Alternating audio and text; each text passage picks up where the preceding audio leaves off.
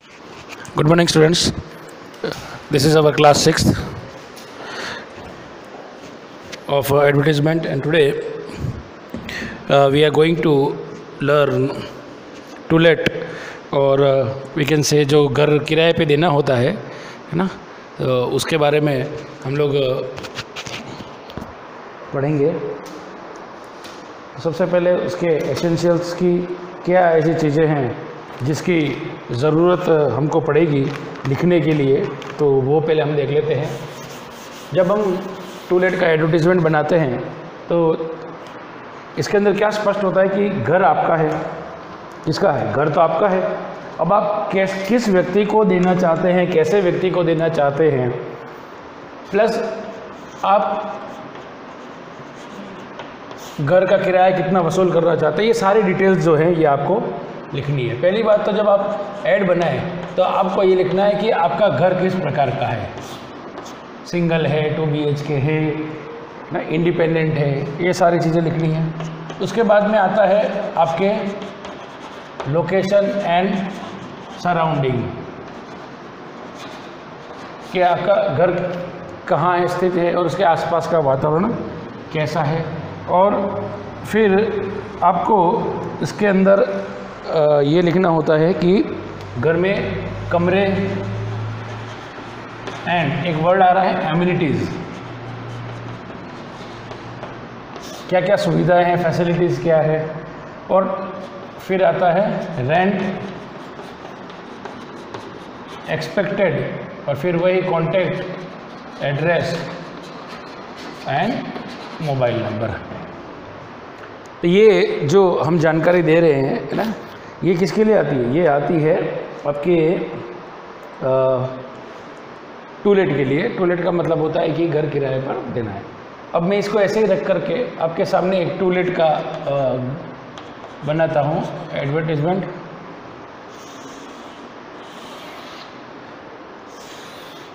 देखिए इसमें 2-3 चीज़ें होती है। मैं पहले बॉक्स में से बना रहा हूँ, मुझे आइडिया है कैसे बनाना है, ठीक है। A 2 BHK flat on first floor, ये जानकारी हो गई आपकी सभी। ये इसमें बता दिया घर प्रकार, अब कमरे बता दिए 2, लोकेशन कहाँ है इसकी, इन सेक्टर 14 महावीर नगर, ये सब आपके एरिया हो गया। फिर with 24 hours water facility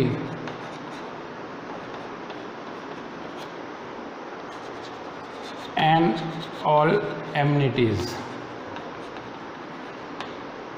यहाँ पे हो गया भाई आपके। उसके बाद में आपको लिखना है पार्किंग स्पेस, पार्किंग लिख दो भले, पार्किंग अवेलेबल। अब आपको लिखना है रेंट 5000 रुपीज़ पर मंथ। यहाँ तक तो ये हो गया। अब आपको ये लिखना है कि आपको कैसा किराएदार चाहिए, ठीक है। अब यहाँ पे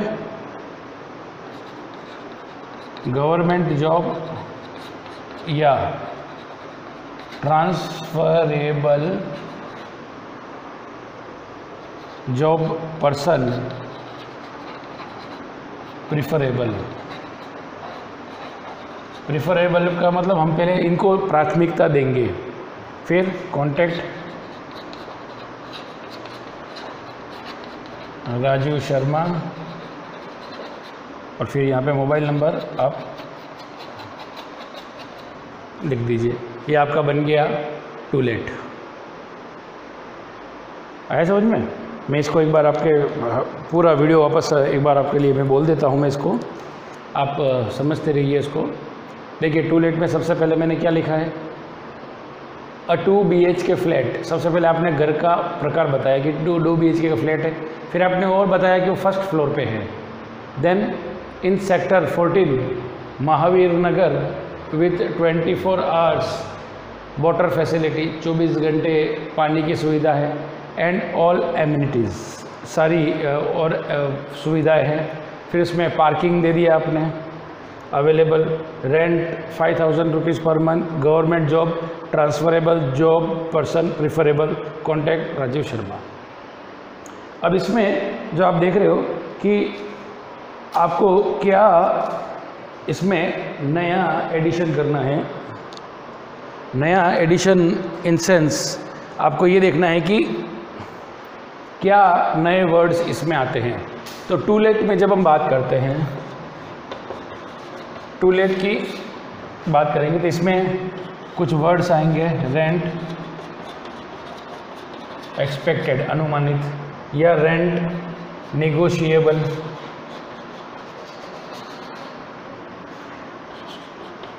first preference, to person with transferable job,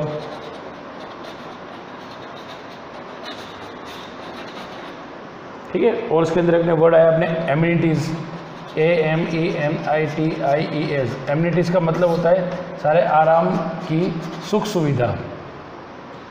तो ये जो वर्ड्स जो आप नीचे देख पा रहे हो, है ना, तो इन वर्ड्स को क्या करना है कि आपको नोट डाउन करना है, जो विशेषकर से आपको टू लेट में काम आएंगे।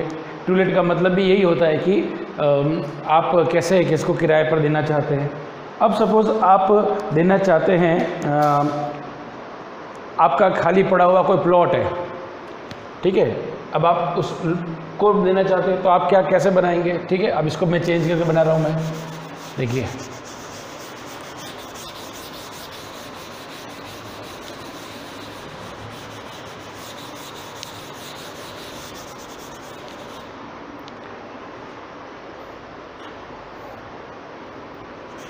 इसको आपको क्या लिखना, to let available, available 2000 square feet plot in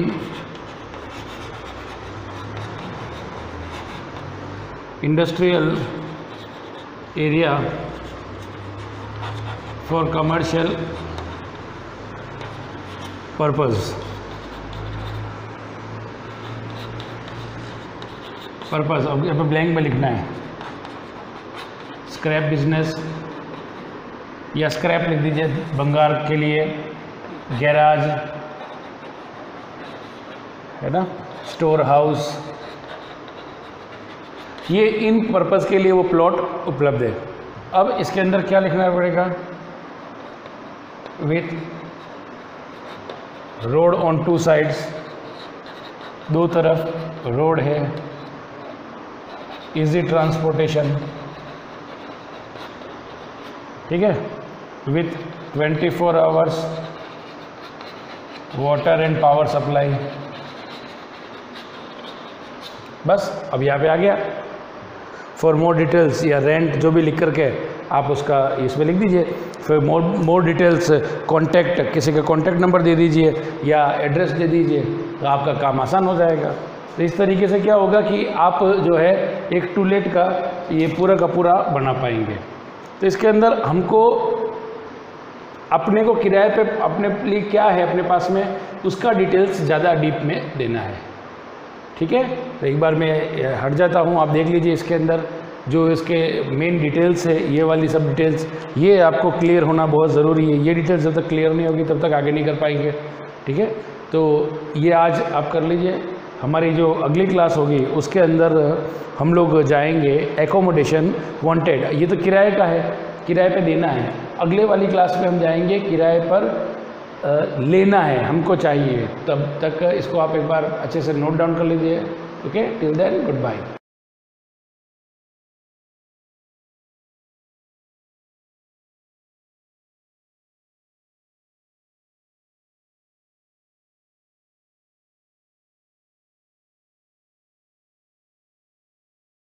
good morning बच्चों। वीडियो सीरीज़ जो सीरीज़ है उसमें हम आज का जो हमारा पार्ट है 33 है, हम डिस्कस कर रहे हैं hello arenes, preparation methods of hello arenes. पिछले लेक्चर्स में हमने डिस्कस किया था कि जो एरिन्स हैं, क्लोरोबेंजीन, ब्रोमोबेंजीन, एरिन मतलब बेंजीन, क्लोरोबेंजीन, ब्रोमोबेंजीन, आयोडोबेंजीन को हम कैसे प्रिपेयर कर सकते हैं। तो आपको मैं एक रिएक्शन बताती हूँ कि हमने फर्स्ट डिस्कस किया था हेलोजिनेशन। हेलोजिनेशन अगर हम किसी भी लुईस एसिड की प्रेजेंस में रिएक्शन करवाते हैं तो बेंजीन रिंग पर हेलोजन जाके जुड़ता है। ये देखिए आप, पिछले लेक्चर में हमने डिस्कस किया और आज जो मैं आपको डिस्कस करेंगे हम वो उसमें क्या डिफरेंस है या क्या अंतर है। ये क्लोरोबेंजीन है, सॉरी बेंजीन है और इसका हमने क्या किया, क्लोरीनीकरण किया किसकी प्रेजेंस में, AlCl3 की प्रेजेंस में। तो क्या बना, क्लोरोबेंजीन और आपके को प्रोडक्ट HCl। अगर फॉर एग्जाम्पल यहाँ पे अगर मेथिल बेंजीन यानी टोलुइन होता तो क्या होता, टोलून होता तो अगर हम क्लोरीनीकरण या ब्रोमीनीकरण कुछ भी करते हैं तो अब Cl कहाँ आके जुड़े, तो मेथिल जो ग्रुप है CH3 ग्रुप है वो ऑर्थोपैरादेशिक है, यानी अगर ये कहीं भी बेंजीन रिंग पर जुड़ा है तो ऑर्थो और पैरा पर इलेक्ट्रॉन डेंसिटी बढ़ा देता है। ये आपको ध्यान रखना है, ये आपने 11th में पढ़ा है कि ऑर्थोपैरादेशिक किसे कहते हैं। ऑर्थोपैरा मतलब बेंजीन रिंग पर ऐसे बहुत सारे ग्रुप जुड़े हों तो आने वाले ग्रुप को वो कहाँ जोड़े। फॉर एग्जांपल हम घर पे बैठे हैं या कहीं पे भी हम सोफे पे बैठे हैं, कहीं पे भी बैठे हैं, अगर हम क्लास में भी बैठे हैं, अगर कोई जगह फुल है, अब आने वाला स्टूडेंट अगर कोई बाहर से कोई नया स्टूडेंट आया है या कोई हमारे घर पे मेहमान आ गए हैं तो हम उनको कहाँ बैठाएंगे वो हमारे ऊपर डिपेंड करता है। वैसे ही हमारे ऊपर डिपेंड करता है कि हम उनको कहाँ बैठाएं। वैसे ही बेंजीन रिंग पर अगर पहले से ही कोई ग्रुप जुड़ा है तो वो आने वाले जो ग्रुप को यानी आने वाले जो मेंबर है उसको कहाँ जोड़ेगा वो उसके ऊपर डिपेंड करता है। तो जो मेथिल है वो ऑर्थोपैरादेशिक है, यानी ऑर्थो और पैरा पोजीशन पर इलेक्ट्रॉन डेंसिटी बढ़ जाती है। ये देखिए AlCl3, तो हमको प्रोडक्ट क्या मिलेगा, Cl, ठीक है ना, ऑर्थोक्लोरोटोलुइन और पैराक्लोरोटोलुइन। ऐसा क्यों होता, मैं एक बार और आपको कंफर्म कर देती हूँ। ये देखिए, ये आपके हैं मेथिल। मेथिल क्या होता है, इलेक्ट्रॉन डोनेटिंग ग्रुप है, ये देता है। अगर ये देता है तो ये बॉन्ड होता है ये एक बार यहाँ और फिर इसमें रेजोनेंस होता है। ये पूरा ही टॉपिक हमने ऑर्थोपैरादेशिक होता है, वो हमने मेटादेशिक भी होते हैं, ये हमने 11th में डिस्कस किया। तो ये बॉन्ड अगर यहाँ आ जाए, यानी अगर बेंजीन रिंग पर, अभी पिछले आपने लेक्चर में देखा था कि बॉन्ड बाहर गया जब हमने बेंजीन का क्या किया, क्लोरीनीकरण किया, लेकिन अगर ये ग्रुप बचा है, अभी मैंने आपको बताया हमारे घर पे गेस्ट आते हैं तो हमको कहाँ बैठाना वो हमारे ऊपर डिपेंड करता है। वैसे ही बेंजीन रिंग पर अगर मेथिल ग्रुप जुड़ा है, एल्किल ग्रुप जुड़ा है, तो आने वाला हेलोजन कहाँ जुड़ेगा, वो बेंजीन रिंग पर या इस पर डिपेंड करता है जो ग्रुप जुड़ा हुआ है। तो ये मेथिल ग्रुप है वो ऑर्थोपैरादेशिक है, ये ऑर्थो और पैरा पोजीशन पर इलेक्ट्रॉन डेंसिटी यानी इलेक्ट्रॉन घनत्व बढ़ा देता है। ये देखिए, ये यहाँ पे क्या आ जाता है, माइनस, ये बॉन्ड यहाँ आ जाता है, ये फिर इसमें रेजोनेंस होता है, एक बार यहाँ और एक बार यहाँ, यानी ये अल्टरनेट, एक बार यहाँ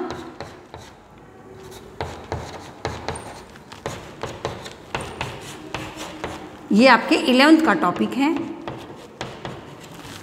अब हमको जोड़ना है Cl। Cl पे क्या है, प्लस इलेक्ट्रोफाइल है, तो इलेक्ट्रोफाइल को हम कहाँ जुड़ेगा, इलेक्ट्रॉन से स्नेह करने वाला, यानी उसके पास इलेक्ट्रॉन की कमी है। तो इलेक्ट्रॉन के पास अगर कमी होती तो वो कहाँ जुड़ता है, जहाँ पर इलेक्ट्रॉन डेंसिटी ज़्यादा है, यहाँ इलेक्ट्रॉन घनत्व ज़्यादा है। तो ये जैसे ही Cl कहाँ जुड़ता है, हम देखो आप बोर्ड पे, ये एक ऑर्थो पोजीशन पे, एक पैरा पोजीशन पे और एक वापस ऑर्थो पोजीशन पे, तो दो सेम ऑर्थो और एक पैरा। तो इसीलिए ये Cl प्लस कहाँ जुड़ा, एक बार ऑर्थो पे एक बार पैरा पे, तो एक मिला हमें ऑर्थो क्लोरोटोलुइन और एक बार मिला हमें पैरा क्लोरोटोलुइन।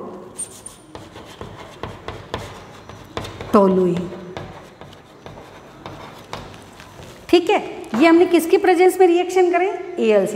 अगर इसकी जगह C2H5 होता तो भी क्या होता है, क्लोरोबेंजीन कहाँ जुड़ता, ऑर्थो और पैरा पे। अगर यहाँ पे एथिल बेंजीन, मैथिल बेंजीन, कोई भी एल्किल बेंजीन अगर लुईस एसिड की प्रेजेंस में रिएक्शन करवाते हैं तो वो क्या देते हैं, ऑर्थो और पैरा पे हमको हैलोजन आकर जुड़ता है, नहीं वो प्रोडक्ट हमको मिलते हैं। अगर हम इसकी जगह आप देखिए, अगर हम इसकी जगह ये ना लेकर हम क्या ले लें, अब हम आज पढ़ेंगे पार्श्व श्रृंखला पर हैलोजिनेशन। अब इसमें आपको अंतर पड़ जाएगा, पार्श्व श्रृंखला पर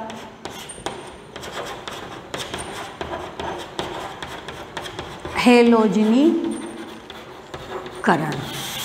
ठीक है ना। अब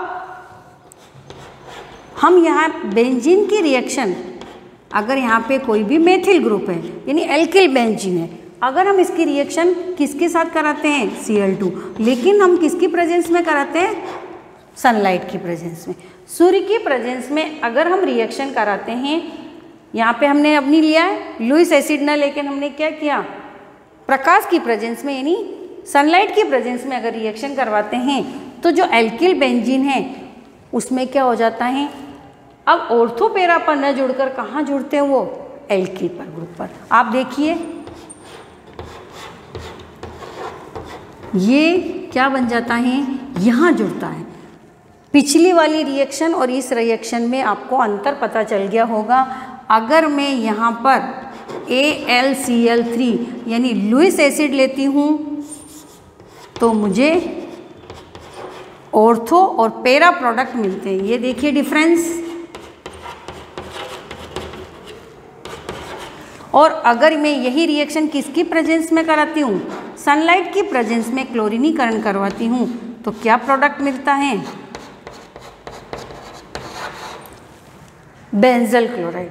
बेंजिल क्लोराइड इसका जो साधारण नाम है बेंजिल क्लोराइड है, और IUPAC नाम देखते हैं तो इसको चुनते हैं बेटा। ये श्रृंखला है, ये सीरीज, तो सीरीज का क्या हो जाता है, हेलोजिनेशन, यानी हेलोजन कहाँ जुड़ता है, जो साइड चेन है उस पर जाकर जुड़ता है, न कि बेंजीन रिंग पे। ये आपको ध्यान रखना कि किसकी प्रेजेंस में हम हेलोजिनेशन करवा रहे हैं। अगर हम लुईस एसिड की प्रेजेंस में रिएक्शन कराएंगे तो बेंजीन रिंग पर हेलोजिनेशन होगा, और अगर हम सनलाइट की प्रेजेंस में हेलोजिनेशन करवाते हैं तो जो साइड चेन है पार्श्व श्रृंखला का हेलोजिनेशन होता है।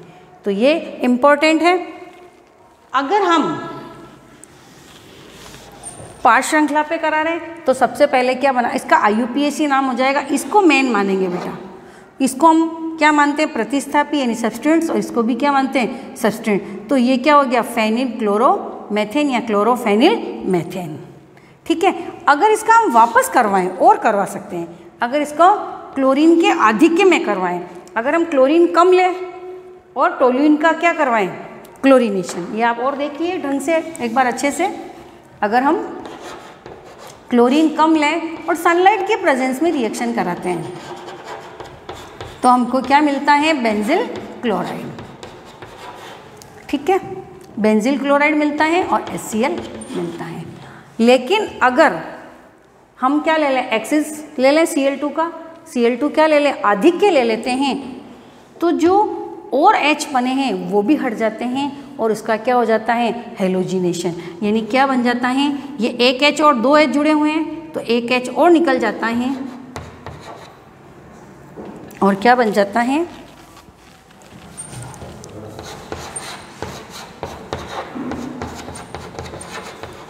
प्लस HCl, ठीक है। और अगर इसका हेलोजिनेशन कराएं हम किसकी प्रेजेंस में, Cl2 की प्रेजेंस में, तो इसका और हेलोजिनेशन हो जाएगा और हमको ये बेंजिल क्लोराइड, ये बेंजल क्लोराइड और ये क्या है, बेंजो क्लोराइड। नाम ध्यान रखना आप, बेंजिल, बेंजल एंड बेंजो। तो ये बेंजिल क्लोराइड मिलेगा। अगर हम एक्सिस में ले लेते हैं तो उसका और हेलोजिनेशन हो जाता है और हमको बेंजल क्लोराइड मिलता है, और हो जाता है, और क्या मिल जाता है, बेंजो क्लोराइड।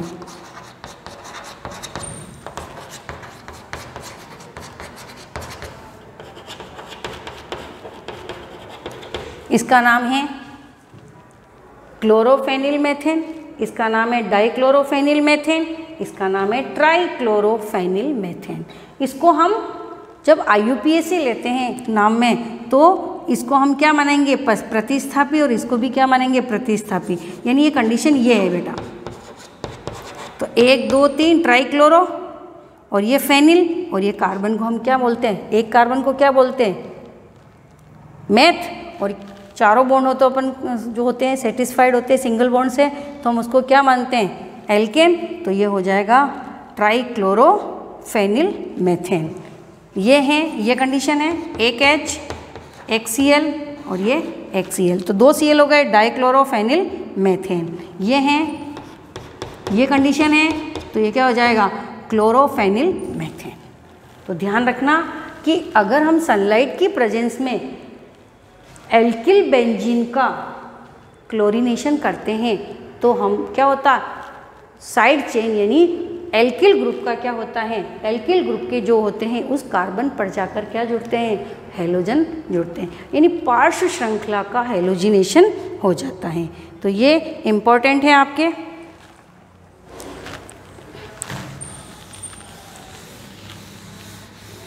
अब हम हैलोजिनेशन आपका कंप्लीट हो गया। एक था लुईस एसिड की प्रेजेंस में हैलोजिनेशन और एक आपके पार्श्व श्रृंखला पर हैलोजिनेशन। लुईस एसिड की प्रेजेंस में करवाया तो बेंजीन यानी एरोमेटिक रिंग का हैलोजिनेशन हुआ, और अगर हमने हैलोजिनेशन किसकी प्रेजेंस में करवाया, बेंजीन का किसकी प्रेजेंस में करवाया, सनलाइट की प्रेजेंस में करवाया, तो पार्श्व श्रृंखला पर आकर हैलोजन जुड़ जाते हैं। ये अब जो हम सेकंड हमारा है डाईएज़ोटीकरण, डाईएज़ोटीनेशन, यानी कि हम एनिलीन से भी क्लोरोबेंजीन, ब्रोमोबेंजीन, आयोडोबेंजीन बना सकते हैं। लेकिन हमको जो एनिलीन है, एनिलीन, अब जो हमारा दूसरा टॉपिक है डाईएज़ोटीकरण, मोस्ट इम्पॉर्टेंट है। ये जब हम एमीन पढ़ेंगे तब भी आएगा। डाईएज़ोटीकरण, डाईएज़ोटीकरण यानी कि एनिलीन की रिएक्शन, ये एनिलीन है, बेंजीन पर अगर हम NH2 जोड़ देते हैं तो क्या बनता है, एनिलीन। अगर इसकी रिएक्शन हम किससे कराते हैं, HNO2 प्लस HCl से, तो हमको क्या मिलता है, डाईएज़ोनियम लवण मिलता है, N2 plus Cl minus, N2 plus और Cl माइनस, और क्या प्रोडक्ट मिलता है, को प्रोडक्ट 2H2। ठीक है ना। इस रिएक्शन को बोलते हैं डाईएज़ोटीकरण। ये रिएक्शन होती है बहुत कम ताप पर, 273 केल्विन पर। ठीक है, ये रिएक्शन आपके 273 से 278 केल्विन के बीच ही होती है।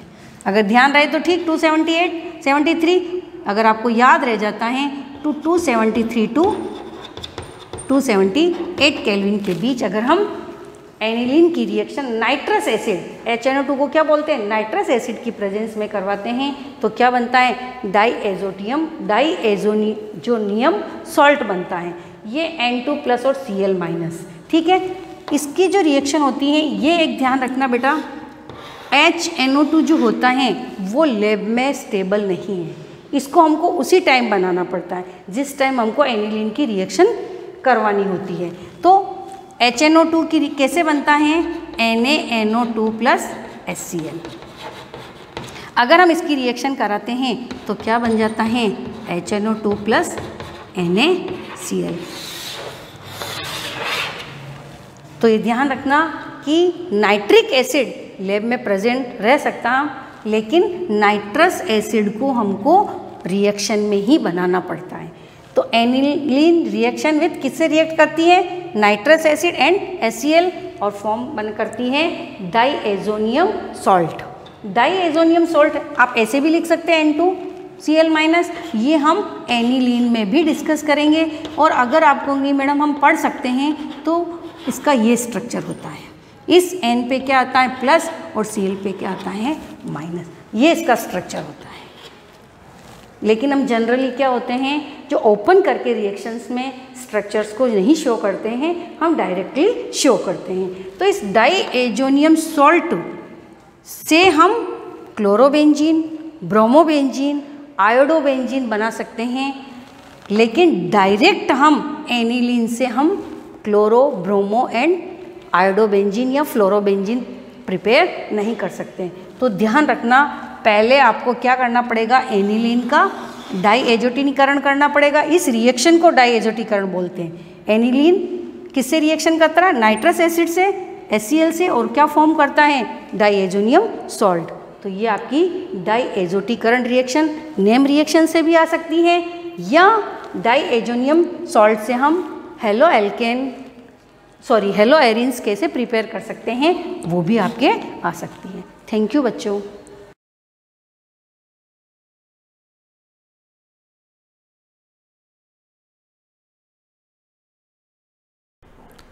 Good morning everyone. ठीक है, लास्ट क्लास में हमने इलेक्ट्रिक फील्ड के बारे में देखा था, और हमने देखा था कि जैसे ये एक बॉडी है और ये बॉडी, इन दोनों के बीच में जो नेट फोर्स था, वो नेट फोर्स कौन सा था, फोर्स ऑफ अट्रैक्शन था। तो हमने देखा था कि इनके बीच में किसी भी तरह का कांटेक्ट नहीं है, फिर भी इन दोनों के बीच में जो नेट फोर्स है वो कौन सा है, फोर्स ऑफ अट्रैक्शन है। कौन सा है, फोर्स ऑफ अट्रैक्शन, जिसको कूलम्ब्स लॉ से हम डिफाइन नहीं कर सकते, क्योंकि कूलम्ब्स लॉ, क्योंकि इसके पास जितने नंबर ऑफ पॉजिटिव थे उतने नंबर ऑफ नेगेटिव थे, यानी नेट चार्ज इस बॉडी के पास कितना था, तो नेट चार्ज इस बॉडी के पास था 0। तो इस बॉडी के पास नेट चार्ज कितना था, तो इस बॉडी के पास माइनस था, और इस बॉडी के पास नेट चार्ज कितना था, 0 था। तो कूलम्ब्स लॉ के हिसाब से क्या होता है कि Q1, कूलम्ब्स लॉ से हम फोर्स का फॉर्मूला जानते हैं कि कितना होता है, 1/4 pi epsilon not Q1 Q2 upon R square. और यहाँ पर Q1 की वैल्यू तो माइनस Q दे रखी है, पर Q2 की वैल्यू कितनी है, 0। जैसे ही 0 पुट करेंगे फोर्स कितना हो जाएगा, 0 हो जाएगा। तो ऐसे समय पर कूलम्ब्स लॉ वैलिड नहीं है, क्योंकि कूलम्ब्स लॉ ओनली फॉर किसके लिए वैलिड है, पॉइंट चार्ज के लिए वैलिड है, या हम कह सकते हैं बिंदु आवेश के लिए क्या है, वैलिड है। तो इसलिए हमने सोचा कि इन दोनों के बीच में कोई कॉन्टेक्ट नहीं है, फिर भी एक दूसरे के ऊपर फोर्स लगा रहे हैं। तो फोर्स कौन लगा रहा है, तो हमने इमेजिन किया, और हमारा जो इमेजिनेशन था वो क्या था, फील्ड, कि ये जो फोर्स लगा रहा है वो कौन लगा रहा है, फील्ड लगा रही है। और उस फील्ड का हमने नाम क्या रखा, तो उस फील्ड का हमने नाम रखा इलेक्ट्रिक फील्ड, जिसको हम बोलते हैं विद्युत क्षेत्र। क्या बोलते हैं, विद्युत क्षेत्र। तो विद्युत क्षेत्र होता क्या, तो विद्युत क्षेत्र क्या होता है, तो किसी चार्ज, जैसे ये कोई प्लस चार्ज है, किसी चार्ज के चारों ओर का एरिया, किसी चार्ज के चारों ओर का एरिया, या फिर हम कह सकते हैं चारों ओर का क्षेत्र, ठीक है, जिसमें अगर कोई दूसरा चार्ज आता है, कोई दूसरा चार्ज आता है, तो वो क्या करेगा, बल अनुभव करेगा। क्या करेगा, बल अनुभव करेगा, या हम कह सकते हैं फोर्स एक्सपीरियंस करेगा। ठीक है, तो अब ये चार्ज और ये जो चार्ज जो इस फील्ड में आया, इन दोनों के बीच में किसी भी तरह का कांटेक्ट है क्या, नहीं है, पर इन दोनों के बीच में फिर भी फोर्स लग रहा है। तो इलेक्ट्रिक फील्ड को हमने इमेजिन किया, क्योंकि इलेक्ट्रिक फील्ड हमको दिखती तो है नहीं, तो इलेक्ट्रिक फील्ड वाकई में होती कैसी है, कैसी होती है, उसको हमने इमेजिन किया, और हमने इमेजिन करके बताया कि इलेक्ट्रिक फील्ड वाकई में ऐसी होती होगी। ठीक है, कि जैसे कि किसी गुफा में आप देखते हो कि गुफा के जो अंदर जैसे हम एंटर करते हैं, वहां पर क्या होता है, मकड़ी की जाल होती है। क्या होती है, मकड़ी की जाल होती है, कुछ इस टाइप से, ये कुछ इस टाइप से मकड़ी की जाल होती है। और मकड़ी की जाल में क्या होता है, यानी बीच में क्या होता है, स्पाइडर होता है, वही मकड़ी जिसको हम बोलते हैं। तो बीच में स्पाइडर होता है, और स्पाइडर ने अपने चारों ओर एक जाल बिछा के रखा है, अपने चारों ओर क्या बिछा के रखा है, जाल बिछा के रखा है। जैसे ही उस जाल के अंदर कोई दूसरा कीट या मकोड़ा जैसे उस जाल के अंदर आएगा, ठीक है, वो जाल क्या करेगी, स्पाइडर को इन्फॉर्म करेगी। क्या करेगी, स्पाइडर को इन्फॉर्म करती है, और इन्फॉर्म करती है तो स्पाइडर उस जाल से पूछता है कि वो अपनी बिरादरी का या दूसरी बिरादरी का, मतलब ये कि वो लाइक चार्ज है या अनलाइक चार्ज। जैसे ये पॉजिटिव है, तो इस जाल के अंदर कौन आया, पॉजिटिव आया या नेगेटिव आया, कौन किसको पूछ रहा है, तो चार्ज पूछ रहा है, किससे, फील्ड से पूछ रहा है। तो जैसे ये जो स्पाइडर ने जाल से पूछा है, तो जाल ने जवाब दिया ये तो दूसरी बिरादरी का है। क्या है, दूसरी बिरादरी का, अपनी जात जात का नहीं है तो इस जाल को इस स्पाइडर ने क्या कहा, तो इसको लपेटो, और जैसे ये लपेट लेंगे जाल, इस जो कीड़े है या मकोड़ा जो भी है उसको क्या करेंगे, ये जाल लपेट लेंगे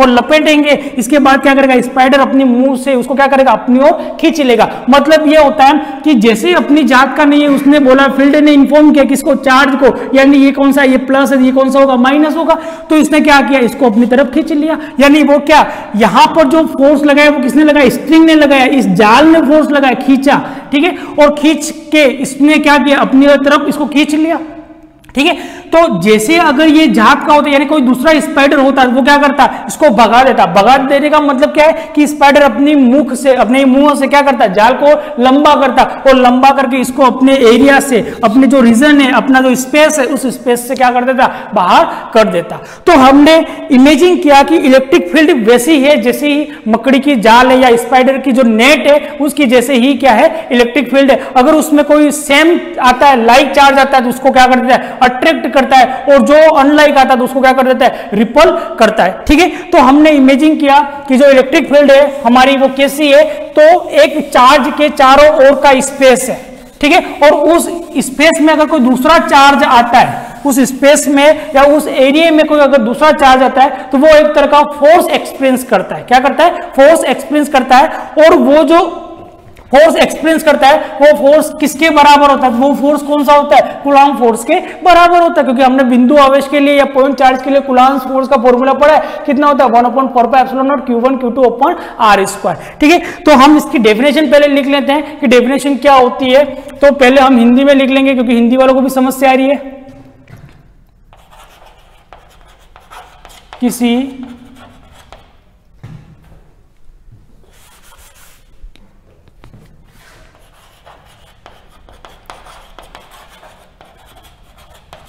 विद्युत आवेश, किसी विद्युत आवेश या हम कह सकते हैं निकाय, यानी सिस्टम ऑफ चार्ज, किसी विद्युत आवेश या निकाय के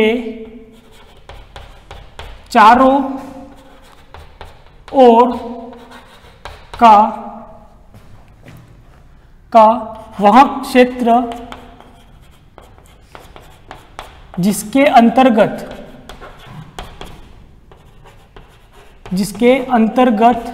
अन्य आवेशित कण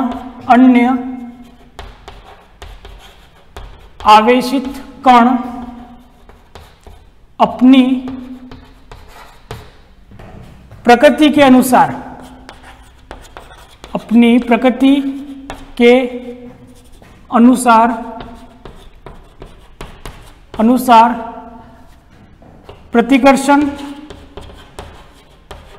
प्रतिकर्षण या हम कह सकते हैं आकर्षण, प्रतिकर्षण या आकर्षण बल,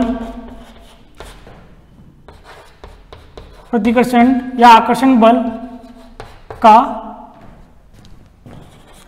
अनुभव करता है, ठीक है। उसको हम क्या बोलते हैं, इलेक्ट्रिक फील्ड। यानी किसी बिंदु आवेश, किसी आवेश के या किसी आवेश के निकाय के चारों ओर का वह क्षेत्र, ठीक है, जिसके अंतर्गत अगर कोई अन्य आवेशित कण अपनी प्रकृति की, अगर कोई आवेशित कण उसमें रखा जाए या उस फील्ड में या उस एरिया में अगर कोई दूसरा आवेशित कण हम रखते हैं, तो वो अपनी प्रकृति के हिसाब से, यानी उसका जो नेचर होगा उस नेचर के हिसाब से वो या तो प्रतिकर्षण होगा या आकर्षण, यानी प्रतिकर्षण बल या आकर्षण बल का अनुभव करता है, और उसी क्षेत्र को, उसी रीजन को, उसी एरिया को हम क्या बोलते हैं, इलेक्ट्रिक फील्ड बोलते हैं। यानी हम इंग्लिश में अगर इसकी डेफिनेशन बोलेंगे तो इंग्लिश में इसकी डेफिनेशन क्या होगी, तो electric field is space around a charge, electric field is space around a charge where its effect can be experienced by another charge when it is placed in it, ठीक है। तो English में हम इसकी definition लिख देते हैं कि इलेक्ट्रिक फील्ड इज स्पेस या हम कह सकते हैं area around a charge where its effect can be experienced by another charge when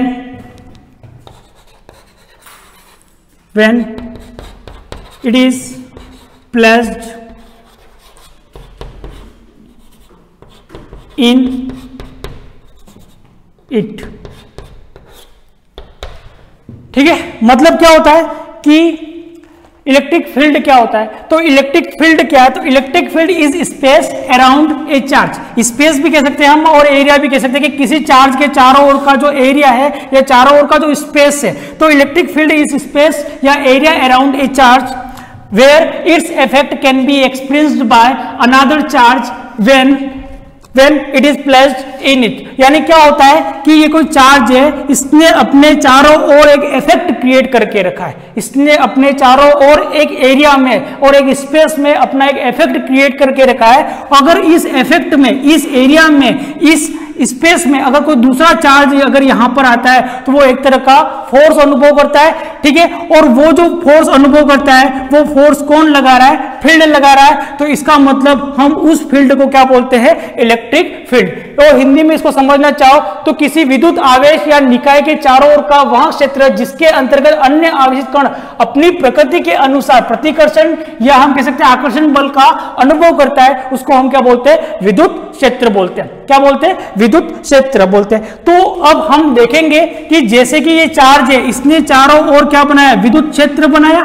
ठीक है, और अगर इस विद्युत क्षेत्र में कोई दूसरा चार्ज आता है तो वो चार्ज क्या करेगा, या तो उसकी जो प्रकृति होगी यानी उसका जो नेचर होगा, अगर उसका नेचर पॉजिटिव है यानी पॉजिटिव चार्ज है यानी धनावेशित चार्ज है, ठीक है, या कह सकते हैं हम धनावेशित आवेश है, तो पॉजिटिव चार्ज है तो वो क्या होगा, रिपल होगा, और अगर नेगेटिव चार्ज है तो वो क्या होगा, अट्रैक्ट होगा। ठीक है, तो यहां पर ये जो चार्ज है वो क्या बना रहा है, इलेक्ट्रिक फील्ड बना रहा है, यानी इट प्रोड्यूस इलेक्ट्रिक फील्ड। तो इस वाले चार्ज को हम क्या बोलेंगे, सोर्स चार्ज, या हिंदी में हम बोलेंगे स्रोत चार्ज।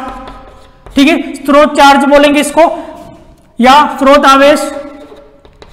ठीक है, यानी जो इलेक्ट्रिक फील्ड बना रहा है यानी विद्युत क्षेत्र बना रहा है, और जो चार्ज इसके इफेक्ट को अनुभव कर रहा है, ठीक है, इसके ऊपर जिसके ऊपर फोर्स लग रहा है जिस चार्ज के ऊपर, उसको हम बोलेंगे टेस्ट चार्ज, या हम हिंदी में उसको बोलेंगे परीक्षण आवेश। ठीक है, तो पहले स्रोत आवेश क्या होता है और परीक्षण आवेश क्या होता है, या हम कह सकते हैं सोर्स चार्ज क्या होता है और टेस्ट चार्ज क्या होता है, उसके बारे में देख लेते हैं।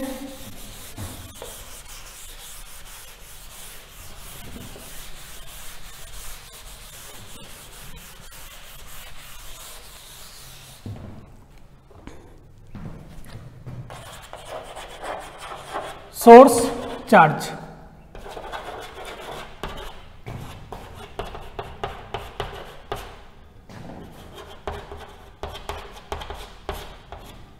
ठीक है, और दूसरा क्या है, टेस्ट चार्ज।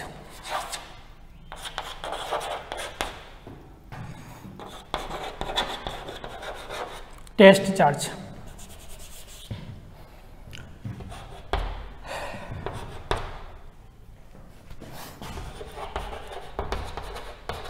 which producing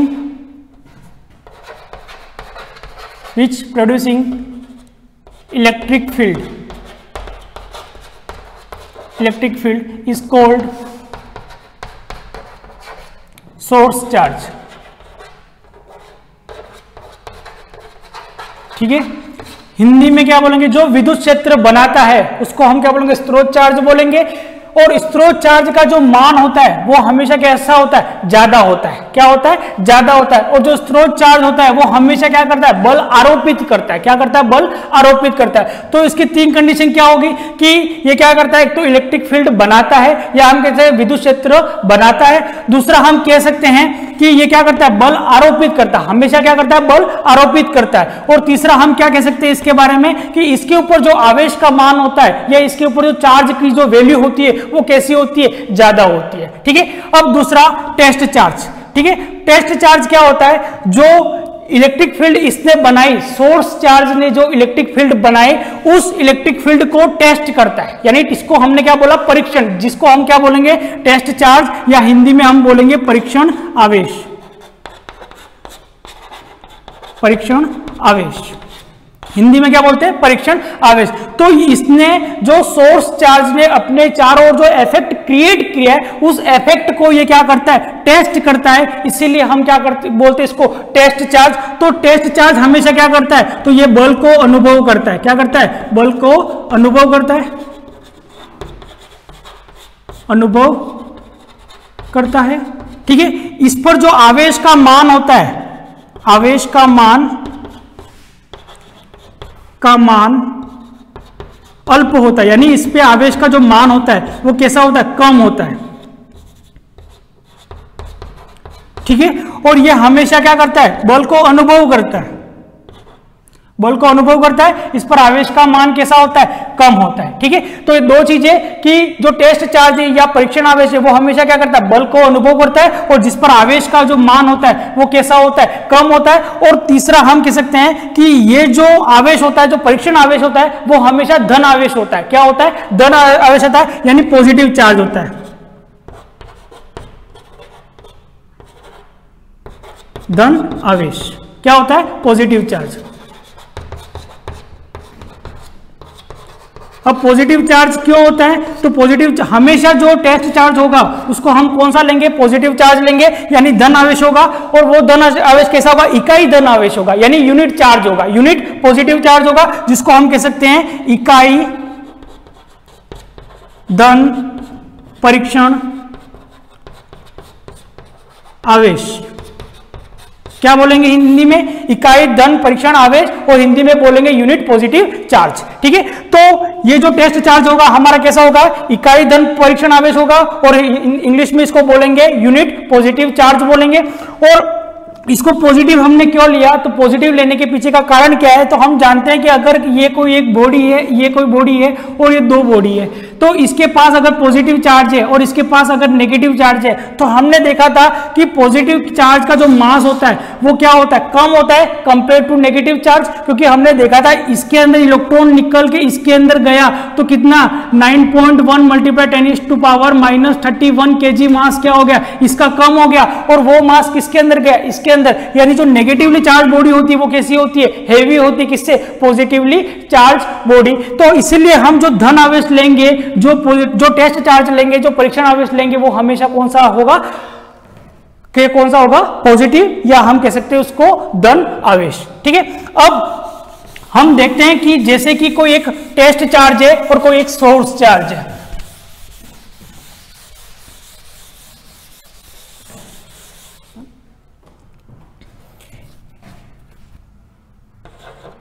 ये कोई एक सोर्स चार्ज है। ठीक है, इस सोर्स चार्ज से किसी डिस्टेंस r पर कोई पॉइंट है जिसको हमने बोला P पॉइंट। इस P पॉइंट पर हमने एक टेस्ट चार्ज को रखा और उस टेस्ट चार्ज को हमने क्या बोला, Q0। और जो टेस्ट चार्ज है वो हमेशा हमारा कैसा होगा, पॉजिटिव होगा, यानी परीक्षण आवेश कैसा होगा, हमेशा पॉजिटिव होगा। और इसकी वैल्यू कितनी होनी चाहिए, इकाई यानी यूनिट चार्ज होना चाहिए। ठीक है, तो हमने क्या देखा कि ये चार्ज है, सोर्स चार्ज है, इसने अपने चारों ओर एक इफेक्ट क्रिएट करके रखा है, and that effect is known as electric field, या हम जिसको कह सकते हैं कि इसने अपने चारों ओर जो इफेक्ट क्रिएट करके रखा है जिसको हम क्या बोलेंगे, विद्युत क्षेत्र। तो जैसे ही इसके विद्युत क्षेत्र में कोई टेस्ट चार्ज आता है जिसको हम परीक्षण आवेश बोलते हैं, तो वो परीक्षण आवेश जैसे हम यहां पर रखते हैं वो एक तरह का बल अनुभव करता है। क्या करता है, बल अनुभव करेगा। अगर इसकी प्रकृति पॉजिटिव है और अगर इसकी प्रकृति कैसी है, नेगेटिव है, अगर इसकी हम जानते हैं ये तो कैसा है, पॉजिटिव है, तो अगर ये भी अगर पॉजिटिव है और ये भी पॉजिटिव है तो कौन सा फोर्स अनुभव करेगा, रिपल्शन का। और अगर ये नेगेटिव है तो ये कौन सा फोर्स अनुभव करेगा, तो ये कौन सा फोर्स अनुभव करेगा, अट्रैक्शन का। कौन सा करेगा, अट्रैक्शन का। तो हमने देखा कि कहीं कहीं पर तो इसका इफेक्ट ज्यादा आता है और कहीं कहीं पर इसका इफेक्ट कम आता है। कैसे कहीं कहीं पर, तो जैसे हमने P पॉइंट पर रखा तो इसने जो बल अनुभव किया वो ज्यादा किया, F1 किया हमने माना, कितना किया, F1 किया। जैसे हमने इस डिस्टेंस को बढ़ा दिया और इस पॉइंट P को हमने यहां पर शिफ्ट कर दिया और हमारा जो टेस्ट चार्ज था उसको हमने यहां पर रखा, तो हमने देखा कि इसका जो इफेक्ट है वो यहां पर कैसा है, वीक है वो, और यहां पर इसका इफेक्ट वीक है वो हमको कैसे पता चला? तो हमने जैसे टेस्ट चार्ज को यहां पर रखा, उन दोनों इसके ऊपर फोर्स लगा और इसने जो फोर्स अनुभव किया वो फोर्स कौन सा था? तो वो फोर्स कौन सा था? अट्रैक्शन का। और उस फोर्स की वैल्यू क्या थी? F2। और हमने जब दोनों फोर्स को मेजर करके देखा तो वो फोर्स कितना आया? F1 is greater than F2 आया। क्या आया? F1 is greater than F2 आया। यानी हमने क्या देखा कि इस सोर्स चार्ज का जो इफेक्ट है वो यहां पर ज्यादा है और यहां पर इसका इफेक्ट कैसा है? कम है। और इस पॉइंट को P को हमने थोड़ा और पीछे शिफ्ट कर दिया, जैसे यहां पर, तो यहां पर इसका देखा हमने कि टेस्ट चार्ज को रखा, तो जैसे टेस्ट चार्ज को हमने यहां पर रखा, यहां पर इसका इफेक्ट क्या हो गया? और कम हो गया। तो हमने देखा कि कहीं पर इसका इफेक्ट ज्यादा है और कहीं पर इसका इफेक्ट कैसा है? कम है। तो इस इफेक्ट को हमने क्या बोला है? Intensity of electric field. और इंटेंसिटी ऑफ इलेक्ट्रिक फील्ड को हिंदी में क्या बोलेंगे? विद्युत क्षेत्र की तीव्रता। क्या बोलते हैं? विद्युत क्षेत्र की तीव्रता। तो कहीं कहीं पर विद्युत क्षेत्र की तीव्रता ज्यादा होती है और कहीं कहीं पर विद्युत क्षेत्र की तीव्रता कैसी होती है? कम होती है। तो नेक्स्ट क्लास में हम देखेंगे कि विद्युत क्षेत्र की तीव्रता कितनी होती है या इंटेंसिटी ऑफ इलेक्ट्रिक फील्ड क्या होती है, हम नेक्स्ट क्लास में देखेंगे। थैंक यू, धन्यवाद।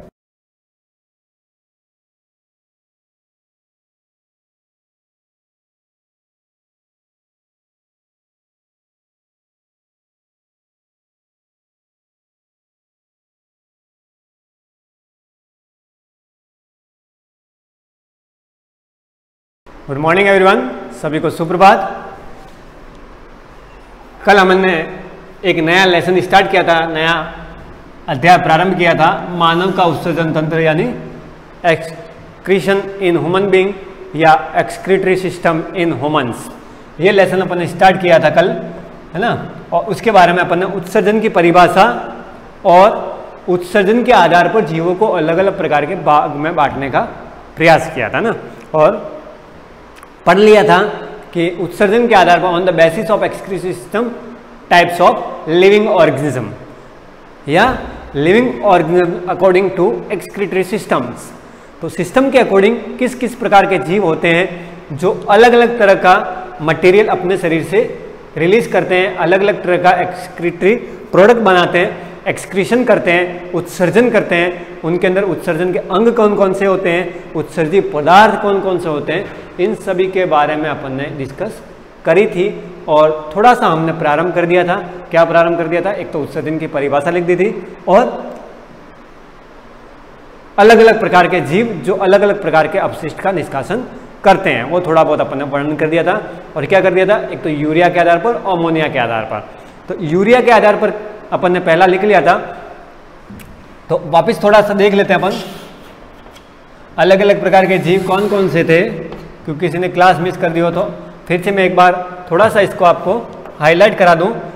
डिफरेंट टाइप ऑफ ऑर्गेनिज्म है ना, उत्सर्जी पदार्थ के आधार पर, उत्सर्जी पदार्थ के आधार पर जीव कौन कौन से होते हैं ना। तो पहला क्या था? यूरिया, उत्सर्जी पदार्थ। दूसरा क्या था? अमोनिया। तीसरा क्या है? यूरिक अम्ल।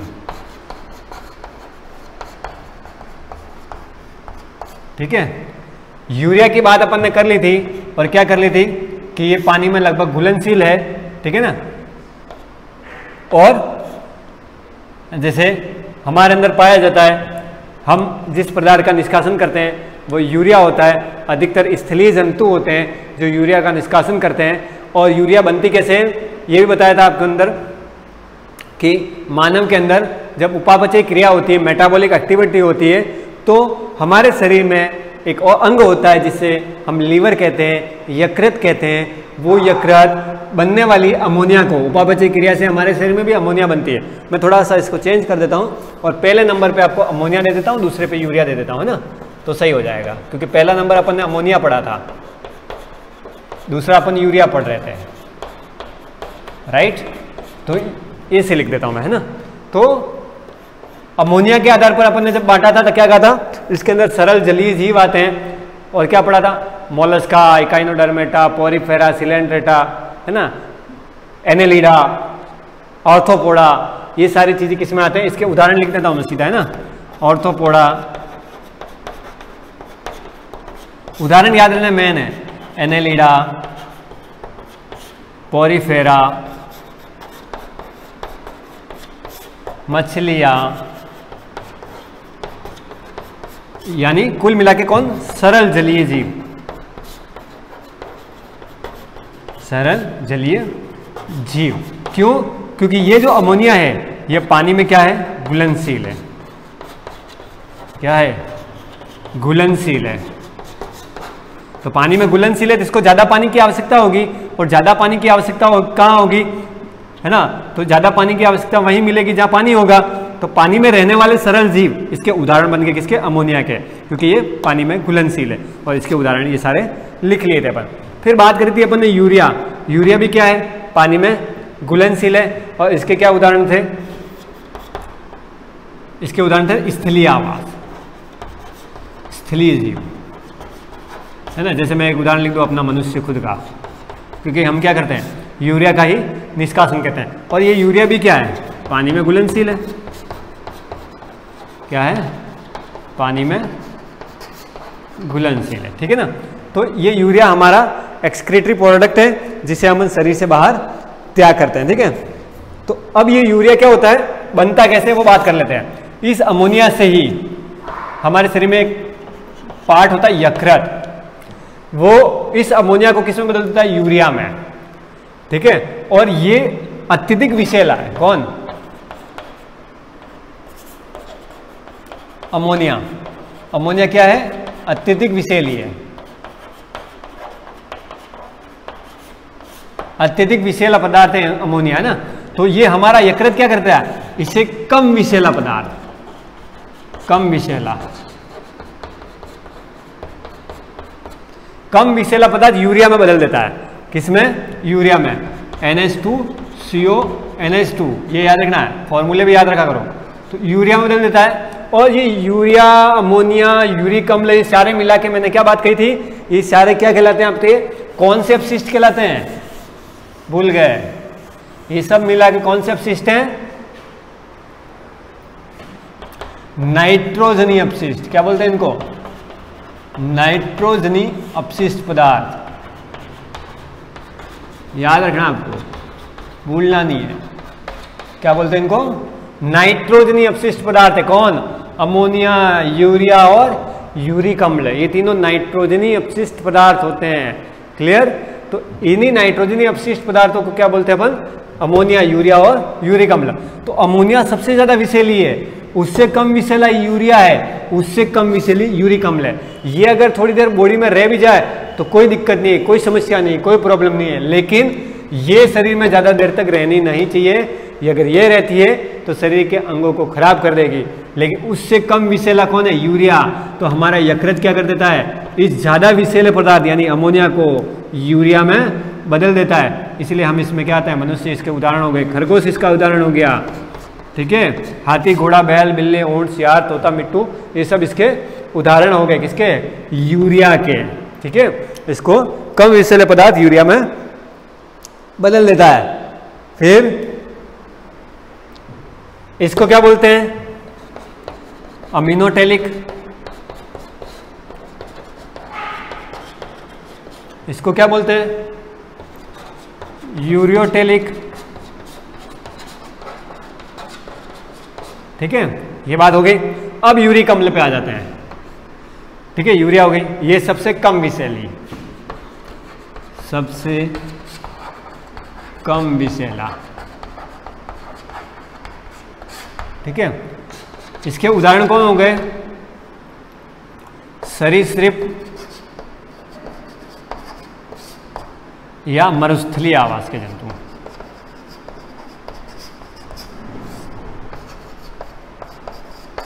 सरीसृप या मरुस्थलीय जंतु जो होते हैं वो आपके इस यूरिक अम्ल का निष्कासन करते हैं, जो कम विषैली होती है, जो शरीर में थोड़ी देर रह भी जाएगा तो भी कोई नुकसान नहीं होगा।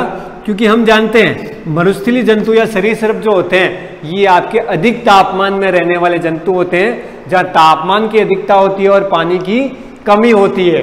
अगर ये यूरिक अम्ल, अब ये सारी चीजें हैं क्या, यूरिया, अमोनिया, यूरिक अम्ल, ये सब क्या चीजें हैं, द्रव अवस्था में पाई जाने वाली चीजें हैं। तो हमारे शरीर में द्रव का निरंतर बने रहना बहुत जरूरी होता है। क्यों जरूरी होता है? क्योंकि जब तक हमारे शरीर में द्रव की मात्रा नहीं बनेगी, द्रव की मात्रा नहीं बढ़ेगी, तब तक हमारा शरीर हमारे इस आवास के अनुसार जो तापमान होता है उस तापमान में बना नहीं रह सकता है। इसलिए हमारे शरीर को जितनी तापमान की आवश्यकता होती है उस तापमान से ज़्यादा तापमान होने पर हमें गर्मी का आभास हो जाता है। होता है ना? होता है। जब गर्मी आती है तो हम क्या करते हैं? बहुत अधिक मात्रा में पानी पीते हैं, क्योंकि हमारी बॉडी का 90% वेट ही इस द्रव अवस्था से मिला जुला होता है। हर जगह पे 90% के रूप में पानी पाया जाएगा। जैसे आप रुधिर की बात करेंगे, रक्त परिसंचरण का लेसन अपन ने इससे पहले छोड़ दिया है, वो भी पढ़ेंगे, है ना? थोड़ा बड़ा था इसलिए वजह से मैंने थोड़ा छोटे छोटे लेसन पहले स्टार्ट कर दिए। तो रक्त परिसंचरण की बात करेंगे तो क्या आएगा? उसके अंदर रुधिर के प्रकार आएंगे। कौन कौन से प्रकार आएंगे? 2 तरह के प्रकार आएंगे। कौन सा? एक ठोस, एक द्रव। ठोस में क्या आ जाएगा? आपके कणिकाएं आ जाएगी, आरबीसी, डब्ल्यूबीसी, प्लेटलेट्स, ये सब क्या है? ठोस प्रकार है रक्त के। और द्रव में क्या आ जाएगा? आपका प्लाज्मा। और प्लाज्मा की जब बात करेंगे उसमें भी क्या हो जाएगा? उसका 10% भाग ही क्या होता है? प्लाज्मा के रूप, बाकी 90% क्या होता है? वाटर होता है। उस 10% में भी क्या होता है? 55 और 45 का रेशो हो जाता है। तो ये अलग अलग प्रकार के जो अपन बात करेंगे, मस्तिष्क देख लो, ब्लड देख लो, अंदर बॉडी के और ऑर्गन देख लो, उनमें जो गीलापन है वही आपकी बॉडी को चला रहा है ना। तो ये जितने भी पदार्थ की बात कर रहे हैं ये क्या है? लिक्विड अवस्था में, द्रवित अवस्था में, है ना। तो इनका शरीर में कुछ तरीके से बने रहना भी हमारे लिए इंपॉर्टेंस होता है ना। लेकिन अगर अधिक विषैला है तो उसको त्यागना भी जरूरी होता था। लेकिन ये यूरिक अम्ल क्या है? थोड़ा कम विषैला है, तो क्या करते हैं ये रेगिस्तानी आवास वाले जंतु इसको थोड़ी देर अपने शरीर में बनाए रखते हैं। जैसे आपने देखा होगा ऊंट को हम रेगिस्तान का जहाज कहते हैं। क्यों कहते हैं? क्योंकि वो एक बार में इतना जल संग्रह कर लेता है कि वो कई दिनों तक उस रेगिस्तान में बिना पानी पिए चल सकता है, कार्य कर सकता है, घूम सकता है, फिर सकता है। सरीसृप भी कहाँ पाए जाते हैं? जहाँ गर्मी अधिक होती है, जहाँ तापमान अधिक होता है ना। तो उनमें क्या होता है? ये पदार्थ उनके शरीर में कुछ देर के लिए बना रहता है, ताकि उनकी क्या होती है? जो उपापचय क्रिया है, जो मेटाबॉलिक एक्टिविटी है, वो निरंतर चलती रहती है। तो ये क्या करते हैं? ये सारे जंतु क्या करते हैं? इस यूरिक अम्ल का निष्कासन करते हैं। इसके आधार पर क्या बोलते हैं इनको? यूरिकोटेलिक। यूरिकोटेलिक जंतु बोला जाता है। और यूरिया का निष्कासन करने वाला यूरियोटेलिक, और अमोनिया के निष्कासन वाले को अमीनोटेलिक कहते हैं। तो क्वेश्चन यूरियोटेलिक, यूरिकोटेलिक, अमीनोटेलिक से भी आ सकता है ना। निम्न को परिभाषित कीजिए, अमीनोटेलिक, यूरियोटेलिक, है ना, यूरिकोटेलिक, ऐसे नाम करके उदाहरण दीजिए। इस तरह से भी क्वेश्चन पूछ सकते हैं। तो ये आपको क्या करना है? हमने क्या लिख दिया है? उत्सर्जी पदार्थ के आधार पर जीव, ये उत्सर्जन, ये उत्सर्जन, ये उत्सर्जन। और कौन सी उत्सर्जन के प्रकार हैं? ये नाइट्रोजनी अपशिष्ट के पदार्थ हैं। ये नाइट्रोजनी अपशिष्ट पदार्थ के प्रकार हैं, ठीक है ना। फिर अपन सिर्फ कहाँ जाएंगे?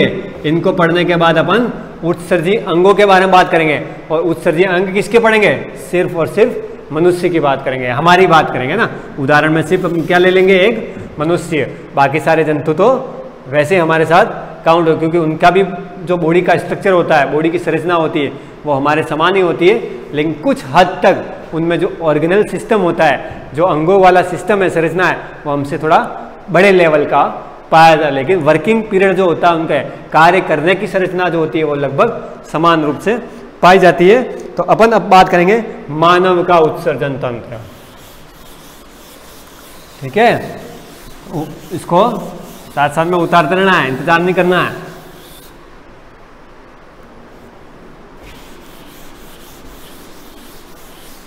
अब अपन बात ले लेते हैं मानव का उत्सर्जन तंत्र।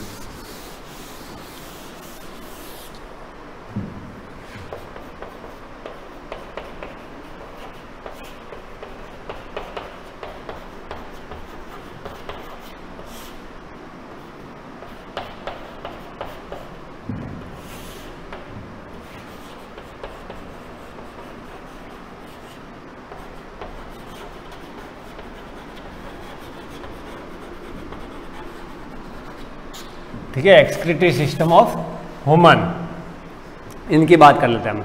अब ये जानते हो आप कि ह्यूमंस किसके अंदर काउंट किए थे अभी अपने?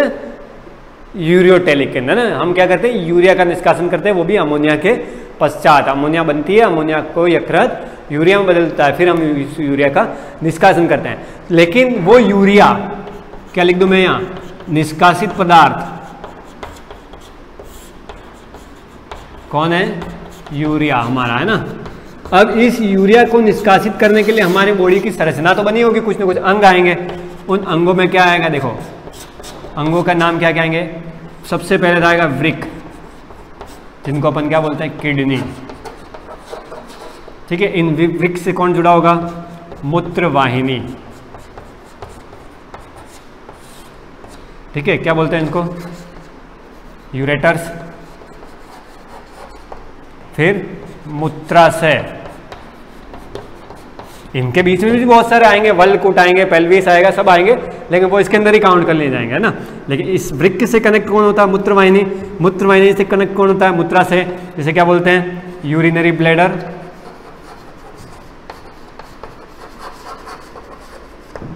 फिर आपके मूत्राशय, फिर मूत्र मार्ग, है ना, यूरिथ्रा।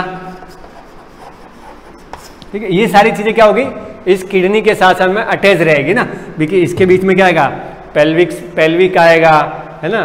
फिर आपके वल्लकुट आएगा, कॉर्टेक्स आएगा, मेडुला आएगा, मध्यांश जिसको बोलते हैं, ये सारी चीजें इसके अंदर आएगी। फिर हेनले लूप वाली भी बात करेंगे, नेफ्रॉन की भी बात करेंगे, ये सब इस वृक्क के अंदर या किडनी के अंदर काउंट कर लिया जाएगा। तो अपन एक एक टॉपिक लेके अपन पढ़ते हैं, किडनी क्या होती है, किडनी कहाँ होती है, कैसी होती है, लाल रंग की, पीले रंग की, नीले रंग की, वो सारी बात अपन अब करते हैं, एक एक चीज़ों को ले लेके, है ना। लेकिन सबसे इंपॉर्टेंट चीज़ इसका डायग्राम आपको उत्सर्जन तंत्र का पूछ लिया, और उत्सर्जन तंत्र की इकाई सबसे बड़ी चीज़ कि मानव के अंदर उत्सर्जन तंत्र की इकाई कौन है, या unit of excretory system of humans, या right the unit of excretory system of humans. तो क्या लिखेंगे अपन? है, बोलो क्या लिखेंगे? नेफ्रॉन। क्या है? नेफ्रॉन। कहाँ होता है? किडनी के अंदर, है ना, वल्लकुट। तो अब बात करते हैं पहले वृक्क की, जिसे अपन क्या बोलते हैं? किडनी। ठीक है, थोड़ा सा मैं इसका डायग्राम बता दूं आपको, पूरे सिस्टम का और किडनी का। ठीक है, सिस्टम कैसे बना होता है।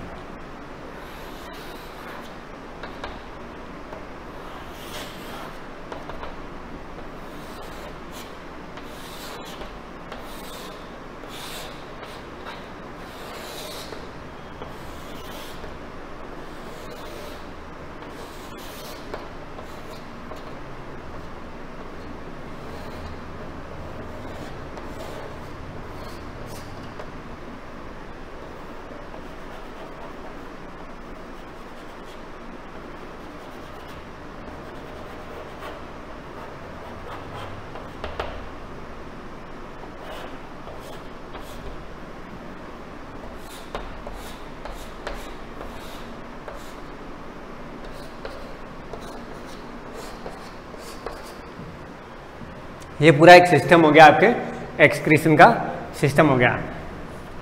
ये महाधमनी हो गई आपकी, महाशिरा,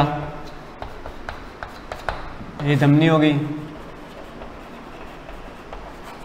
रक्त का प्रवाह, ये आपके वृक्क हो गया, इधर पेल्विस हो गया, मध्यांश हो गया, ये जिसे आप क्या बोलेंगे? मेडुला, है ना, ये पेल्विस हो गया, ये आपकी मूत्र वाहिनी हो गई। ठीक है, ये मूत्राशय, ब्लैडर, है ना, ये मूत्र मार्ग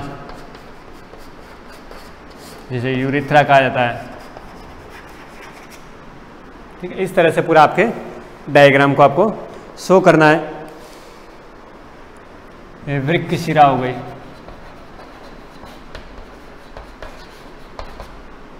ठीक है, इस तरह से आपको वृक्क धमनी, वृक्क शिरा, ठीक है, ये सारी चीज़ें लिख देनी है। ये वल्लकुट वाला भाग हो गया आपके, कॉर्टेक्स, ठीक है, ये तो क्या आपके सिंपल पूरा सिस्टम। अगर एक किडनी की बात करोगे तो आप किडनी के अंदर क्या लिखोगे? इस तरह से रेसे निकलते रहेगा, इस तरह से रेसे निकलेंगे, फिर यहाँ से एक ऐसी बड़ी शिरा निकल जाएगी, फिर इसके अंदर बहुत सारे ऐसे चक्र घूमते रहेंगे,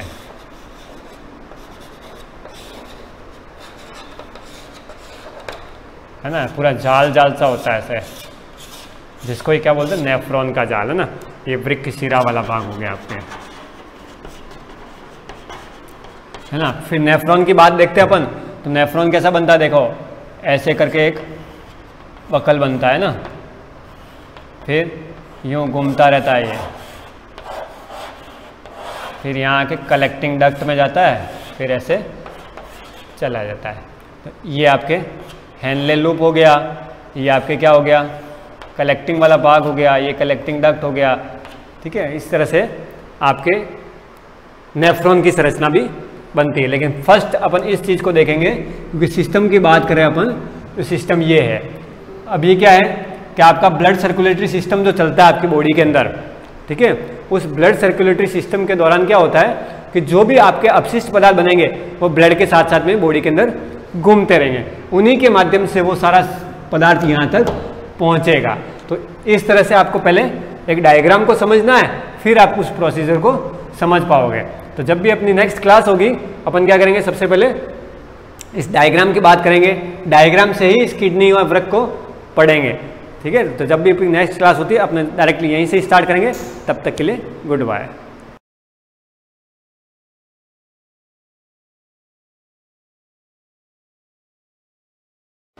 गुड मॉर्निंग एवरीवन। जैसा हमने आई के बारे में स्टार्ट किया था चैप्टर को, मतलब सेंस ऑर्गन आपका चैप्टर था, उसमें फर्स्ट जो आप सेंस ऑर्गन पढ़ रहे थे हम, वो था आपका आई। और आई से रिलेटेड जितने भी मतलब प्रोटेक्शन प्रोवाइड करने वाले ऑर्गन्स है, और आई का वेट कितना होता है, डायमीटर कितना होता है और कहाँ पे लोकेटेड होती है, इसके बारे में हमने देख लिया था। और प्रोटेक्शन प्रोवाइड करने वाले जैसे आई लिड्स हो गया, आपके आई लैशेस होगी, इसके बाद आपके निक्टिडेटिन मेम्ब्रेन हो गया, इसके बाद आपके कैंथस के बारे में हमने देख लिया।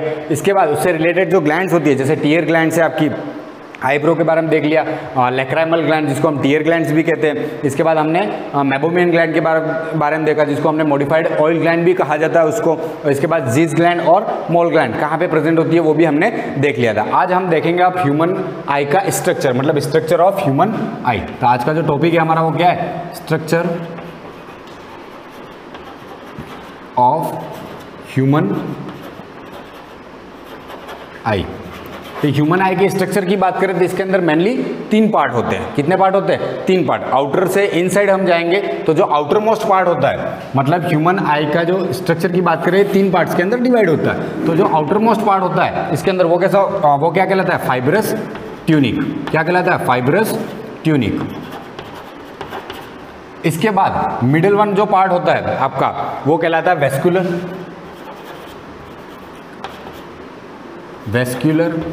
या इसको कह सकते हैं यूविया। वेस्कुलर और क्या कह सकते हैं उसको, यूविया। इसको यूविया भी कहा जाता है। और जो इनर मोस्ट पार्ट होता है जिसके बारे में आप जानते भी हो, रेटिना, जिसको रेटिना कहते हो आप। वैसे रेटिना उसका प्रोनाउंसिएशन है, लेकिन आप रेटिना भी कह सकते हो, कोई प्रॉब्लम नहीं है, ठीक है। तो रेटिना या रेटिना, इसके अंदर मेनली 3 पार्ट होते हैं। तो ये हो गया आउटर पार्ट, ये मिडिल वाला, और ये क्या हो जाएगा, इनसाइड। मतलब अपन जब पढ़ेंगे इन पार्ट्स को तो हम कैसे पढ़ेंगे, आउटर टू इनसाइड। तो ये होता है आपका फाइब्रस ट्यूनिक, वेस्कुलर और यूविया। और फिर इनरमोस्ट जो पार्ट होता है वो होता है आपका रेटिना। इसके बाद फाइब्रस ट्यूनिक की बात करें तो ये जो फाइब्रस ट्यूनिक क्यों कहा जाता है इसके अंदर, तो ये व्हाइट कोलेजन फाइबर से बना होता है। तो जो आपका जो ये वाला पोर्शन है, मतलब fibrous tunic, outer most part जो होता है वो किससे बना होता है, व्हाइट कोलेजन फाइबर से। व्हाइट कोलेजन फाइबर से बना हुआ रहता है। कौन सा पार्ट, फाइब्रस ट्यूनिक, जो आउटर मोस्ट पार्ट होता है। इसके अंदर भी 2 पार्ट होते हैं, इसके अंदर भी 2 पार्ट होते हैं। एक होता है स्क्लेरोटा, स्क्लेरोटा या स्क्लेरोटिक भी कहा जा सकता है इसको, स्क्लेरोटा या स्क्लेरोटिक या स्क्लेरा भी कहते हैं इसको, लेकिन अपन को 2 ही याद रखने हैं। वैसे मैं बता दूंगा आपको, स्क्लेरोटा और स्क्लेरोटिक। ये वाला जो पोर्शन होता है वो कितना होता है, पूरी कंप्लीट आई का 5th 6th होता है। और कौन सा पार्ट होता है, ये पोस्टीरियर पार्ट होता है आपके आई का, पोस्टीरियर पार्ट ऑफ आई। और पोस्टीरियर पार्ट भी कितना होता है, 5th 6th। स्क्लेरोटिक और स्क्लेरोटा भी इसको कह सकते हैं। इसके बाद इसी के अंदर जो फाइब्रस ट्यूनिक होता है उसी के अंदर आता है आपका कॉर्निया। जो मैंने कहा था आपको जब पढ़ाते समय के कॉर्निया क्या होता है वो हम बात करेंगे। तो जो कॉर्निया होता है वो किसका पार्ट होता है, आपके फाइब्रस ट्यूनिक का पार्ट होता है, और वो आउटर मोस्ट पार्ट होता है। और ये कितना होता है, 1/6। और एक किस तरफ होता है, एंटीरियर पोर्शन, मतलब आगे की तरफ वाला जो पार्ट होता है वो कहलाता है एंटीरियर पोर्शन। 1/6 कौन सा होता है, कॉर्निया, फाइब्रस ट्यूनिक का। जो कॉर्निया होती है आपकी वो कैसी होती है, कॉर्निया जो होता है आपका वो कैसा होता है, ट्रांसपेरेंट होता है। कॉर्निया कैसा होता है, ट्रांसपेरेंट होता है। और सबसे मोस्ट इंपॉर्टेंट बात ध्यान रखनी है कॉर्निया से रिलेटेड कि ये क्या होता है, नॉन वेस्कुलर होता है। कैसा होता है, नॉन वेस्कुलर। नॉन वेस्कुलर का मतलब होता है इसके अंदर कोई भी ब्लड सप्लाई नहीं होता, कॉर्निया के अंदर ब्लड सप्लाई नहीं होता, यानी नो ब्लड सप्लाई। किसके अंदर, कॉर्निया के अंदर। कॉर्निया के अंदर कोई भी ब्लड सप्लाई होता नहीं है, क्योंकि ये क्या होता है, नॉन वेस्कुलर होता है, मतलब इसके अंदर कोई भी ब्लड वेसल्स होती नहीं है। और ये कैसा होता है, ट्रांसपेरेंट होता है कॉर्निया आपका।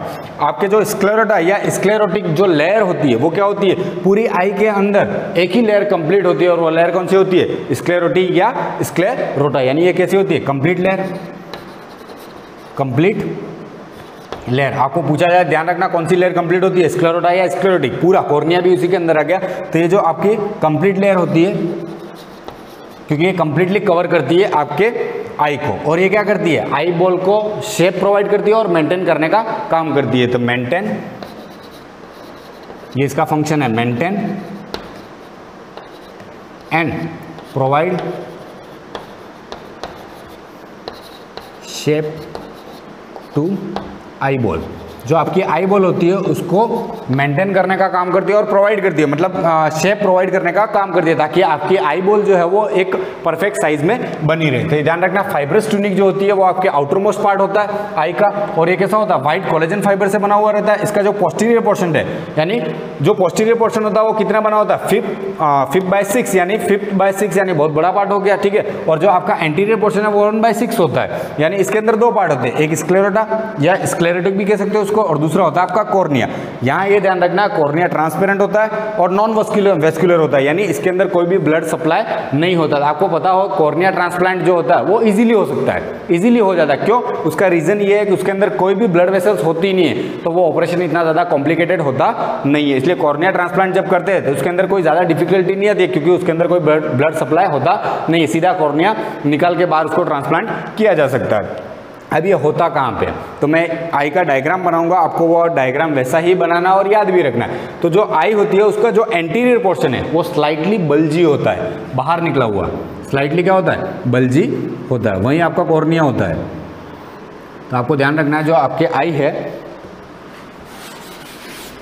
उसका जो आगे वाला पोर्शन होता है वो क्या होता है, स्लाइटली बल्जी होता है, ऊपर उठा हुआ रहता है, ठीक है। इसके बाद इसके पीछे वाला पोर्शन आ जाएगा, यहां से स्टार्ट होगा आपके बैकवर्ड पोर्शन,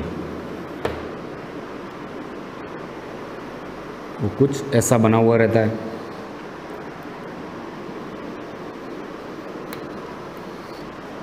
ठीक है, तो आई जो होती है उसका जो आगे वाला पोर्शन होता है वो क्या होता है, स्लाइटली बल्जी होता है, मतलब बाहर निकला हुआ रहता है। इस वाले पोर्शन को हम क्या कहेंगे, कॉर्निया। इसको क्या कहा जाता है, कॉर्निया कहा जाता है। ये कितना होता है, 1/6 पार्ट होता है, तो ये वाला हो जाएगा आपका कॉर्निया। ये कौन सा पार्ट हो जाएगा, कॉर्निया। ये हो जाएगा आपका कॉर्निया। इसके बाद ये जो पीछे वाला पोर्शन है, यानी आप आई को देखो, आपके मतलब मिरर के अंदर जब देखते हो तो व्हाइट वाला जो पोर्शन होता है वो वास्तव में होता है कि आपका स्क्लेरोटा या स्क्लेरोटिक होती है, ठीक है। वही लेयर होती है जो आपको दिखती है, और वो कैसी होती है, फाइब्रस ही होती है। तो ये हो जाएगा आपका स्क्लेरा या स्क्लेरोटिक लेयर, ठीक है। तो ये हो जाएगा 5/6 पार्ट और ये 1/6 पार्ट। इसके बाद जो कॉर्निया होता है उसके आउटर एक ट्रांसपेरेंट मेम्ब्रेन होती है। कॉर्निया अपने आप में क्या है, ट्रांसपेरेंट है, ठीक है। और इसके आउटर भी एक लेयर होती है, किसके, कॉर्निया के। ओनली कॉर्निया के एक आउटसाइड एक मेम्ब्रेन होती है, आउटर, उस मेम्ब्रेन को कहते हैं कंजक्टिवा। और ये मेम्ब्रेन भी जो होती है वो क्या होती है, ट्रांसपेरेंट होती है। ये आपको ध्यान रखना है कि जो कॉर्निया होता है उसके आउटर एक मेम्ब्रेन होती है जिसको क्या कहते हैं, कंजक्टिवा। ये वाली जो मेम्ब्रेन है इसको क्या कहेंगे, कंजक्टिवा। कंजक्टिवा आउटर मोस्ट जो लेयर होती है उसको क्या कहते हैं, कंजक्टिवा कहा जाता है। और आपने सुना भी होगा कंजक्टिवाइटिस एक डिजीज होती है बैक्टीरियल वगैरह माइक्रो ऑर्गेनिज्म के इन्फेक्शन से। ये जो लेयर होती है, मतलब जो मेम्ब्रेन होती है आपकी कंजक्टिवा, उसके अंदर क्या आ जाती है, स्वेलिंग आ जाती है, यानी सूजन आ जाती है। और इसको जनरल जो भाषा आपने होती है यहाँ पे उसको, उसमें हम इसको कहते हैं आँख का आना, ठीक है। आँख आती है वगैरह जो कहा जाता है उसको साइंस की लैंग्वेज में कंजक्टिवाइटिस कहा जाता है। और ये जो कंजक्टिवा जो लेयर होती है उसके अंदर क्या आ जाती है, स्वेलिंग आ जाती है, जिसको कंजक्टिवाइटिस कहते हैं। ये कहाँ पे प्रेजेंट होती है? आपका जो कॉर्निया है उसके आउटसाइड प्रेजेंट होती है, और ये भी क्या होती है? ट्रांसपेरेंट मेम्ब्रेन होती है। फर्स्ट लेयर हमने जो देखी वो कौन सी है? Fibrous tunic. इसके अंदर दो पार्ट होते हैं, एक होता है स्क्लेरोटिक या स्क्लेरोटा, ये कंप्लीट लेयर होती है। अब कंप्लीट लेयर होती है तो मैंने कहा था यहाँ से स्टार्ट होती है ये, ठीक है, और यहाँ पे कंप्लीटली अटैच है, इसलिए इसको क्या कहा जाता है? Complete layer. एक ही लेयर जो होती है वो कंप्लीट होती है, बाकी आई के अंदर सारी लेयर जो होती है वो कंप्लीटली अटैच नहीं होती है। इसके बाद कॉर्निया, कॉर्निया आगे की तरफ जो बल्जी पार्ट होता है उसको हम क्या कहते हैं? कॉर्निया कहते हैं, और वो ट्रांसपेरेंट होता है। तो इसको मैं यहाँ पे रिमूव कर देता हूँ ताकि अपना आई का डायग्राम बना रहे। और नेक्स्ट जो पोर्शन है आपका वेस्कुलर या यूविया पार्ट, उसके बारे में हम देख लेंगे। तो नेक्स्ट जो पोर्शन होता है आपके आई के अंदर उसको कहा जाता है वेस्कुलर या यूविया। ये वाला ही पोर्शन है आपके सेकंड वाला पार्ट।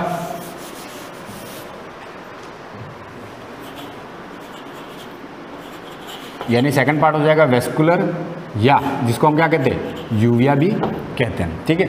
ये हो जाएगा आपका सेकंड लेयर, और वो रेटिना जो आपकी वो थर्ड पार्ट है, इनर मोस्ट लेयर होती है। तो जो सेकंड मिडिल लेयर होती है वेस्कुलर या यूविया, ये लेयर जो होती है इसके अंदर भी तीन पार्ट्स होते हैं। इसके अंदर कितने पार्ट होते हैं? तीन। फर्स्ट होता है इसके अंदर कोरोइड। फर्स्ट कौन सा होता है? इसके अंदर होता है कोरोइड, जिसके अंदर मेलानिन पिगमेंट प्रेजेंट होता है। जो आपके सेम स्किन के अंदर जो पिगमेंट होता है वही पिगमेंट किसके अंदर प्रेजेंट होता है? इस कोरोइड के अंदर प्रेजेंट होता है। अब ये कोरोइड होती कहाँ पे? कोरोइड की अगर अपन बात करें तो ये स्टार्ट होती है आपके कॉर्निया और स्क्लेरा के बीच में, यानी मतलब कॉर्निया एंड स्क्लेरोटिक जंक्शन के बीच से स्टार्ट होती है आपकी कौन सी? Choroid layer. यहां से स्टार्ट होगी आपकी कोरोइड, ये हो जाएगी आपकी कोरोइड लेयर।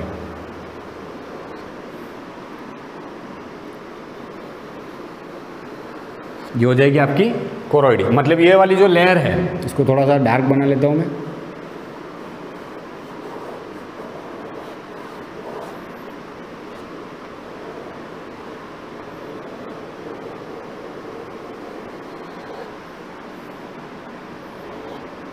हो जाएगी आपकी कोरोइड, और इस कोरोइड के अंदर कौन सा पिगमेंट होता है? Melanin pigment. तो ये वाली मिडिल लेयर है आपकी कोरोइड, और इसके अंदर पिगमेंट कौन सा होता है? तो मेलानिन, जिसकी वजह से इसका कलर जो होता है वो कैसा होता है? डार्क ब्राउन कलर होता है। इसके बाद इसके अंदर जो सेकंड पोर्शन आता है, ये तो मेलानिन पिगमेंट हो गया। इसके बाद इसके अंदर जो सेकंड पार्ट होता है, मतलब एक तो हमने कहा कि वेस्कुलर और यूविया जो थे वो तीन पार्ट्स के अंदर डिवाइड होते हैं। पहला हो गया कोरोइड, दूसरा जो आता है वो है आपका सिलियरी पार्ट। इसके अंदर कौन सा होता है? Ciliary part. और लास्ट जो होता है वो होता है इसके अंदर थर्ड वाला आइरिडल पार्ट। आइरिडल पार्ट जो सिलियरी पार्ट होता है वो कैसा होता है? इसके अंदर जो पिगमेंट होता है वो कैसा होता है? Less pigment. कोरोइड के कंपैरिजन में और आइरिडल के कंपैरिजन में इसके अंदर जो पिगमेंट होता है वो कैसा होता है? थोड़ा कम होता है। इसके बाद इसके अंदर कुछ मसल्स प्रेजेंट होती है। कौन सी मसल्स होती है इसके अंदर? तो इसके अंदर होती है सिलियरी और मेरिडोनियल मसल्स। मेरिडोनियल मसल्स, ठीक है। इसके बाद जो आपका आइरिडल पार्ट है उसके अंदर पिगमेंट जो होता है वो कैसा होता है? उसके कंपैरिजन में मोर पिगमेंट होता है, उससे ज़्यादा होता है, ठीक है, मोर पिगमेंट। इसके बाद ये जो सेल्स होती है उसके अंदर भी मसल्स प्रेजेंट होती है, मतलब जिन मसल से बना होता है वो मसल्स होती है। एक तो इंस्पिक्टर मसल, इंस्पिक्टर, और दो मसल्स होती है इसके अंदर, इंस्पिक्टर और डायलेटर मसल। डायलेटर मसल्स ये प्रेजेंट कहाँ पे होती है? अब ये देख लेंगे हम सिलियरी पार्ट और आइरिडल पार्ट होता कौन सा है। तो जो आपके यहाँ पे जो आपकी कोरोइड है उसी से अराइज होता है एक पार्ट बल्जी टाइप। इस पोर्शन को कहा जाता है सिलियरी। इसको क्या कहते हैं? सिलियरी पोर्शन कहा जाता है। कुछ ऐसा बना हुआ रहता है वो। इस वाले पोर्शन को हम क्या कहते हैं? Ciliary part. तो ये वाला हो जाएगा आपका सिलियरी, सिलियरी पार्ट। किसका? मिडिल लेयर का। आपके कोरोइड वाला जो पार्ट है उसके बाद जो होता है वेस्कुलर और यूविया जो लेयर है उसी के अंदर सिलियरी पार्ट प्रेजेंट होता है। इसके बाद हमने देखा यहाँ पे आइरिडल पार्ट। तो आइरिडल कौन सा होता है? इतना ही पोर्शन आपके सिलियरी का होता है। इसके बाद यहीं से इस लेयर से अराइज होता है एक पोर्शन फिंगर लाइक, कुछ ऐसा बना हुआ रहता है, वो हो जाएगा आपके आइरिडल पोर्शन का पार्ट। यानी ये हो जाएगा आपका आइरिडल। यहीं से अराइज होता है आपका आइरिडल पोर्शन, वो कुछ ऐसा बना हुआ रहता है, ठीक है। तो ये हो जाएगा आपका आइरिडल पार्ट। ये कौन सा हो जाएगा? आइरिडल पार्ट।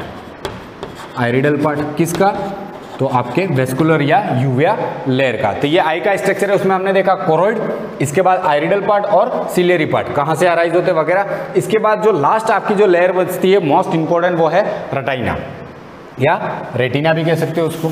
इनर मोस्ट जो लेयर होती है वो कौन सी होती है, retina.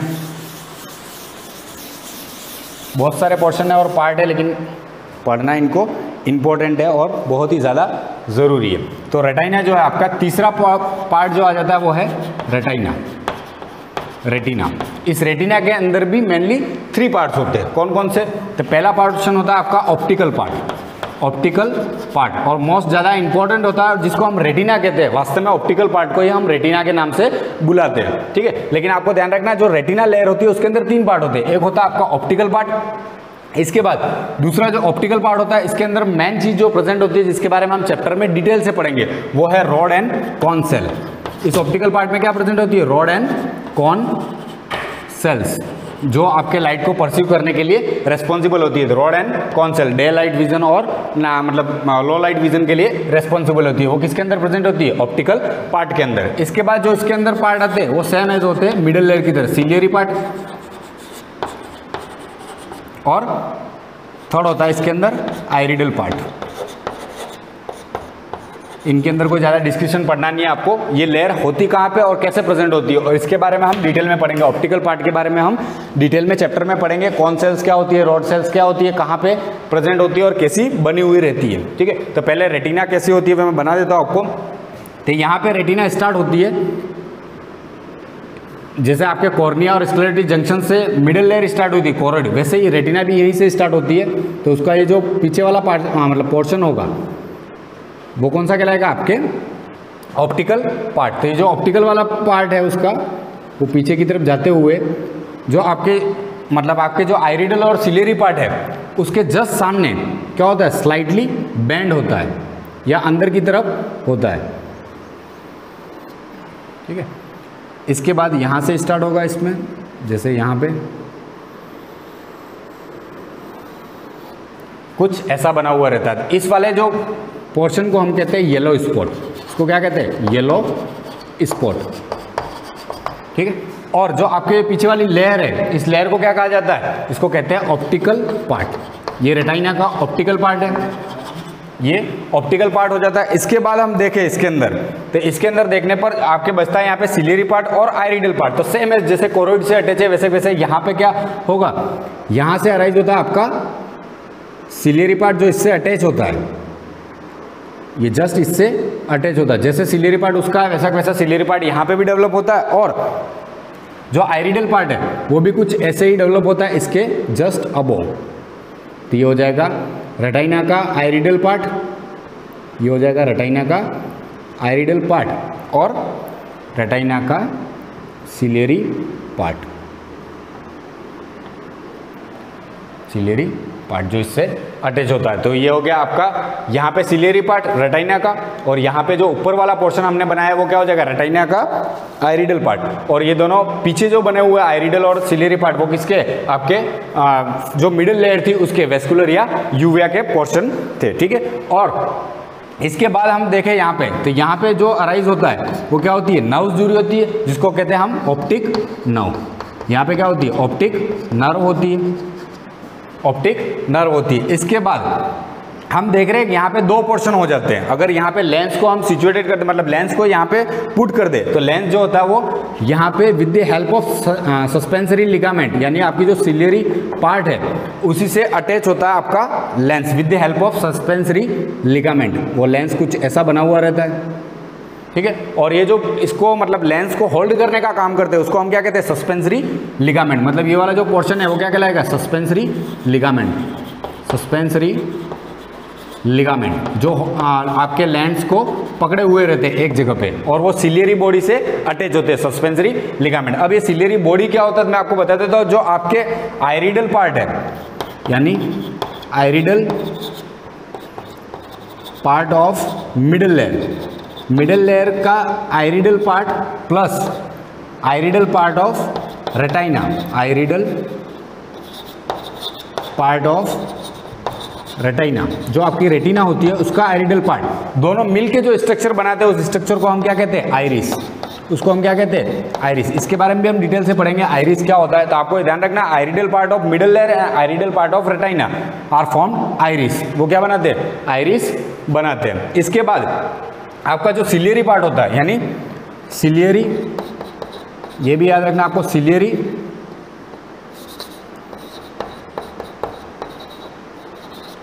Part of middle layer, middle layer का ciliary part plus ciliary part of retina, ciliary part of retina.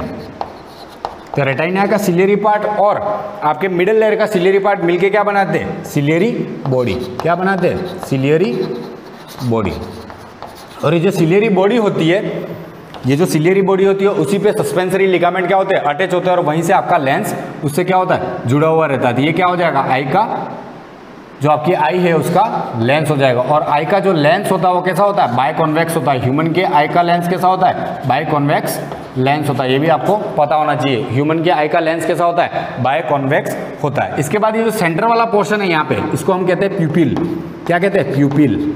इसको प्यूपिल कहा जाता है। और प्यूपिल जो होता है वो डायलेट भी होता है और कॉन्स्ट्रिक्ट भी होता है due to intensity of light. कैसी इंटेंसिटी आ रही है लाइट की, उसके अकॉर्डिंग।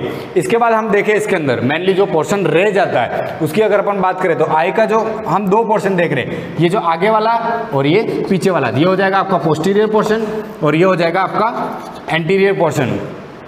ये हो जाएगा एंटीरियर पोर्शन। इसके बाद अगर अपन बात करें इसके अंदर, तो ये जो यहाँ पे एक लिक्विड प्रेजेंट होता है, इस एंटीरियर पोर्शन के अंदर एक लिक्विड प्रेजेंट होता है जिसको हम कहते हैं एक्वस ह्यूमर। एक्वस ह्यूमर कहा जाता है इसको, एक्वस ह्यूमर। और इस कंपार्टमेंट जिसके अंदर ये लिक्विड प्रेजेंट होता है उसको हम क्या कहते हैं? Aqueous chamber. और ये जो पीछे वाला पोर्शन है आपके, इसके अंदर भी एक लिक्विड प्रेजेंट होता है यहाँ पे, जो रेटिना को नरिशमेंट प्रोवाइड करने का काम करता है और आईबॉल के शेप को मेंटेन करने का काम करता है। इस लिक्विड को क्या कहते हैं? Vitreous humour. क्या कहते हैं? Vitreous humour. और ये जिस चैम्बर के अंदर प्रेजेंट होता है उस चैम्बर को क्या कहते हैं हम? Vitreous chamber. तो ये विट्रस ह्यूमर, जिसको दूसरा नाम दिया जाता है वार्टन्स जेली, और इसको क्या कह सकते हैं? Wharton's jelly. यहीं पे लिख देता हूँ, वार्टन्स जेली। इसको वार्टन्स जेली भी कहते हैं। ये क्या करता है? रेटिना को नरिशमेंट प्रोवाइड करता है और आपके आईबॉल को शेप को मेंटेन करने का काम करता है। ये कंप्लीट आपका स्ट्रक्चर हो गया। मैंने तीनों पार्ट के बारे में आपको डिस्क्राइब कर दिया। आइरिस क्या होता है, सिलियरी बॉडी क्या होती है, ये भी हमने पढ़ लिया, और कौन कौन से पार्ट होते हैं, और इसके अंदर बहुत सारी चीज़ें रह जाती है। ठीक है, इसको हम नेक्स्ट वीडियो में कंटिन्यू करेंगे। Thank you.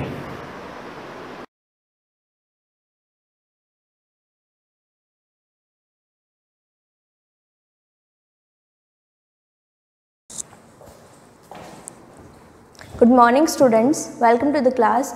लास्ट जो क्लास थी उसमें हमारा एक्सरसाइज 1.3 कंप्लीट हो चुका था। अब जो नेक्स्ट हम कंटिन्यू कर रहे हैं विच इज़ 13.1 हो गया था। अभी हम नेक्स्ट जो करेंगे उसके लिए एक थियोरी पार्ट है, जो चीज़ आपने पहले भी 11th में पढ़ ली है बट फिर भी लेसन में है, इसीलिए आपको बताना ज़रूरी है। दैट इज़ स्केलर मल्टीप्लिकेशन या फिर डॉट प्रोडक्ट। स्केलर प्रोडक्ट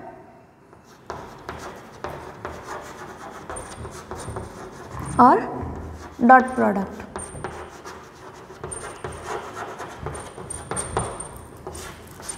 ये क्या चीज़ है? इसको कहते हैं अदिश गुणन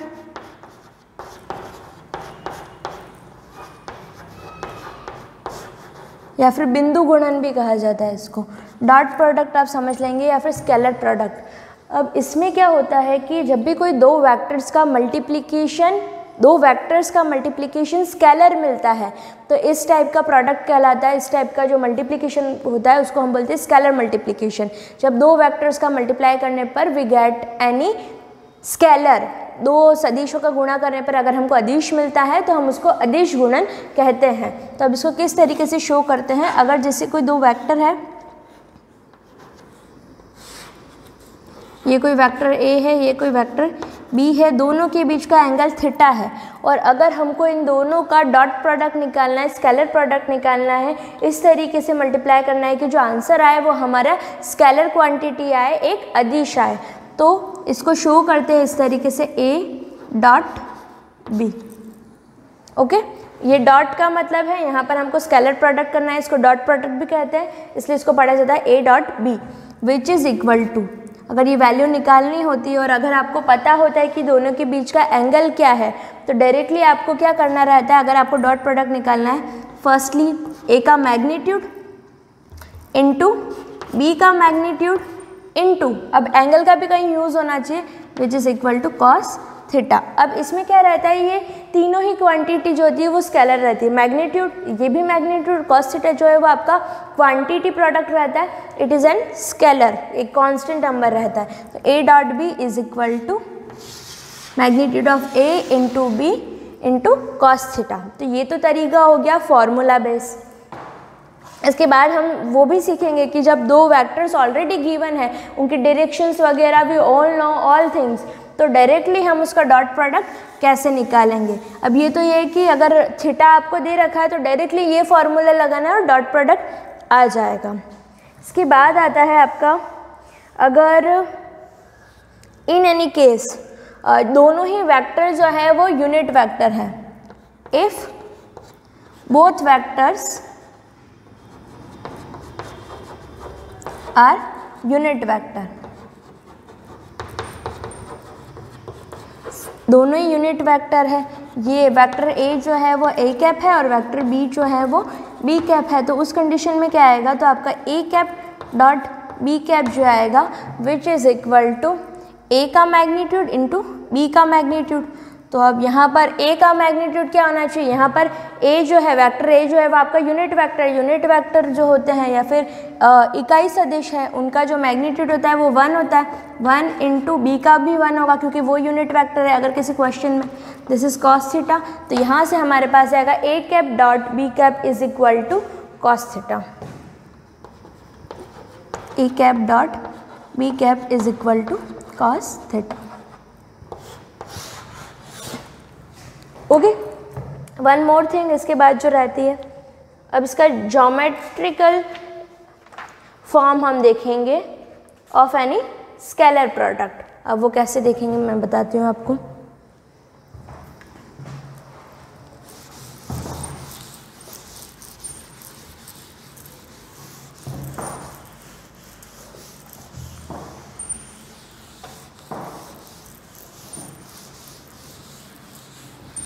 इसमें मैं आपको डायरेक्टली फार्मूला ही बता रही हूँ, जैसे कहीं पर अगर यूज़ होता है तो आपको जस्ट फार्मूला ही अप्लाई करना रहेगा।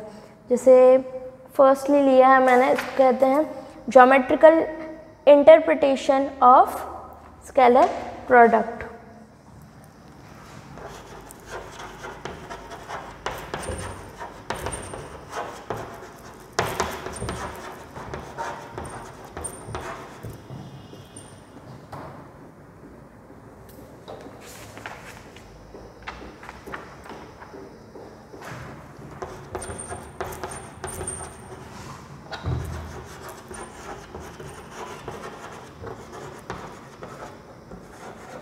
अब इसको ज्योमेट्रिकली हम देखेंगे, जैसे कोई वेक्टर ए है, ये कोई वेक्टर बी मैंने ले लिया, दोनों के बीच का एंगल थीटा है, ठीक है। अब यहाँ हम क्या करेंगे, ये वेक्टर बी है, ये वेक्टर ए है, अब हम इनके प्रोजेक्शंस फाइंड करेंगे। प्रोजेक्शन फाइंड करने का मतलब क्या है, अगर projection of B, projection of A, ये चीज़ आपने सुनी होगी, तो इसको हम कह सकते हैं कि बी का, जैसे मैंने कहा बी का प्रोजेक्शन ए पर, प्रोजेक्शन ऑफ बी ऑन ए, तो इसका मतलब ये कुछ ऐसा है, प्रोजेक्शन को आप समझ सकते हैं शैडो या परछाई से। तो this is your projection, this is your vector B. अब वेक्टर बी का प्रोजेक्शन ए पर कितना पड़ रहा है, यानी कि अगर ये यहाँ है तो इसकी शैडो अगर बन रही है, इसकी परछाई, तो यहाँ पर ये यहाँ पर फिनिश हो रहा है, तो यहाँ से हम क्या करेंगे, एक परपेंडिकुलर ड्रॉ करेंगे। जहाँ भी बी फिनिश हो रहा है वहाँ से ए पर परपेंडिकुलर ड्रॉ करेंगे, जिस पर प्रोजेक्शन फाइंड करना है। अभी यहाँ पर क्या कर रहे हैं हम, प्रोजेक्शन ऑफ बी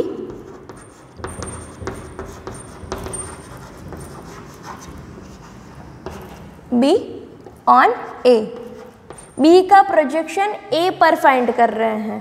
तो फर्स्टली ये कि इसका जो प्रोजेक्शन रहेगा, प्रोजेक्शन है कि अगर आम भाषा में कहे तो ओ ये है।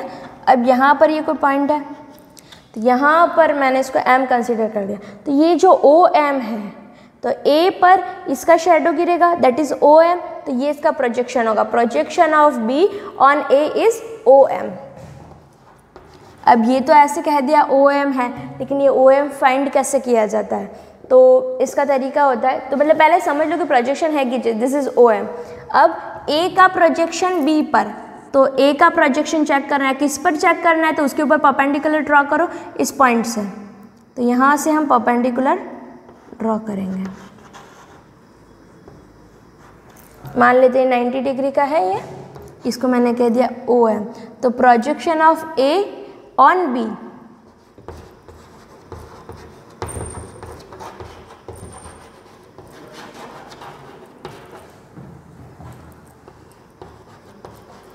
On B is equal to क्या आया, ओ एन, ये जो होगा इसका प्रोजेक्शन रहेगा। तब यहाँ पर तो वेक्टर्स की बात कर रहे हैं, तब इस ओ एम और ओ एन का भी हमको वेक्टर फाइंड करना रहेगा। तो जब भी हमको projection of B on A find करना है तो उसके लिए डायरेक्ट फॉर्मूला होता है। अब वो फार्मूला क्या है, ये तो आपके समझने के लिए कि प्रोजेक्शन बेसिकली है क्या, तो बी का प्रोजेक्शन ओ एम आया और ए का प्रोजेक्शन बी पर कितना आया, ओ एन आया। तो दो वेक्टर्स अगर आपको गिवन है, ये तो हमने मन से ले लिया कि ये ओ एम है ये ओ एन है, बट हमको इन रियलिटी थोड़ी ना पता है कि एम पॉइंट कहाँ पर, ये वेक्टर कहाँ फिनिश हो रहा है, कहाँ पर एंड हो रहा है, तो एग्जैक्ट पोजिशन हम नहीं बता पाएंगे। तो इसीलिए हम क्या करते हैं, एक फार्मूला है जिसके थ्रू आप प्रोजेक्शन फाइंड कर सकते हैं। तो प्रोजेक्शन ऑफ बी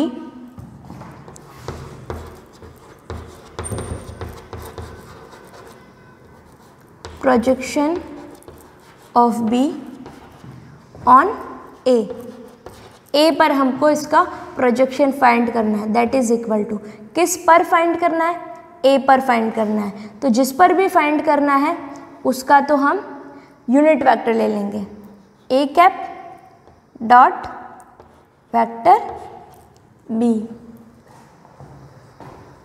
ठीक है। अब ये तो मैंने आपको शॉर्टली लिख लिया है, वैसे इसका मतलब क्या होगा, वेक्टर ए कैप यानी कि vector A upon magnitude A dot B. अब ये तो आपका याद करने का तरीका है, जिस पर भी आपको प्रोजेक्शन फाइंड करना है उसका तो यूनिट वेक्टर, और जिसका प्रोजेक्शन फाइंड करना है, जिसका भी प्रोजेक्शन फाइंड करना है, जैसे बी का प्रोजेक्शन फाइंड, तो उसका तो वेक्टर लेंगे, और जिस पर ले रहे हैं उसका यूनिट वेक्टर लेंगे। आया समझ में, A cap dot B that is equal to vector A upon magnitude A dot B, this is projection of B on A, ये चीज़ आपको ध्यान रखनी है।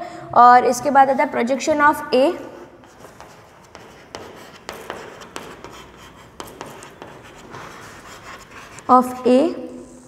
On B.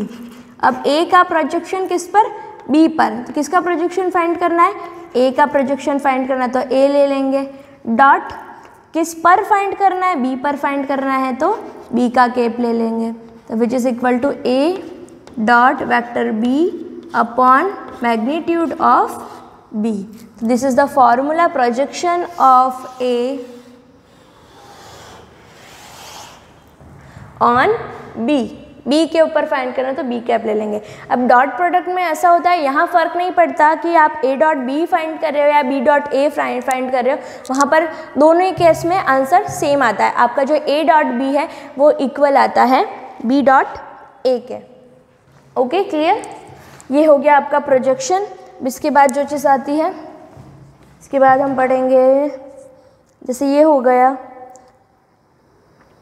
अब इसके बाद इन स्केलर प्रोडक्ट्स की ही हम कुछ प्रॉपर्टीज़ पढ़ेंगे। जैसे फॉर्मूला तो हमने पढ़ लिया, ए बी कॉस थीटा, आपको ये चीज़ें पहले से पता भी हैं, बट स्टिल आपको रिवाइज कराना ज़रूरी है।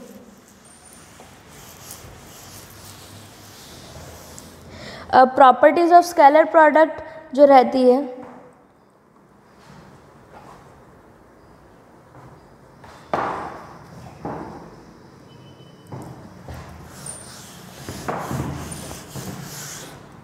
या फिर some points about scalar product,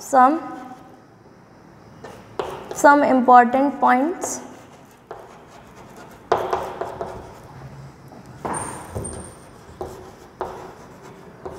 about scalar product.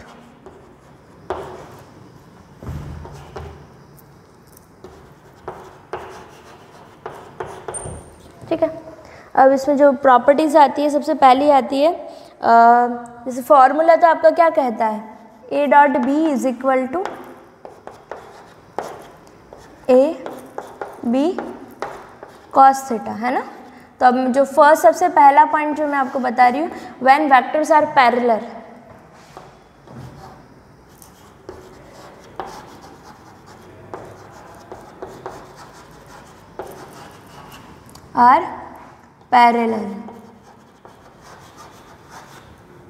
ठीक है, जब वो पैरेलल होंगे तब क्या होगा, theta is equal to 0 degree.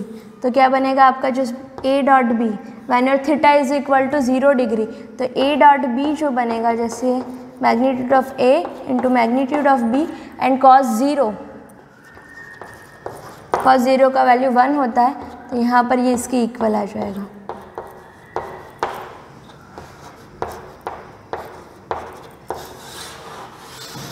A dot B is equal to magnitude of A into magnitude of B, दोनों के मैग्नीट्यूड के इक्वल आ जाएगा। या फिर अगर उनका मैग्नीट्यूड ए एंड बी है तो डायरेक्टली हम कह सकते हैं A dot B is equal to A B रहेगा, अगर उन दोनों के बीच का एंगल 0 डिग्री है तो। ठीक है, वैन तो ये तो हो गया जब वो पैरेलल होंगे, जब थीटा हमारा 0 डिग्री होगा। नेक्स्ट इसके बाद जो प्रॉपर्टी आती है वो है when vector A and B are like and parallel. Like and parallel का मतलब समान सदिश हो।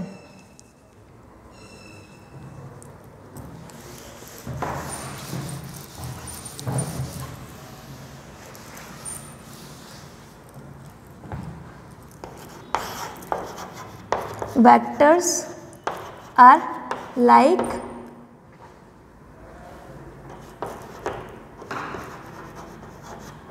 and parallel।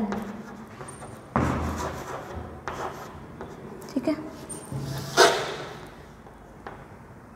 जो आपके सदिश जो है वो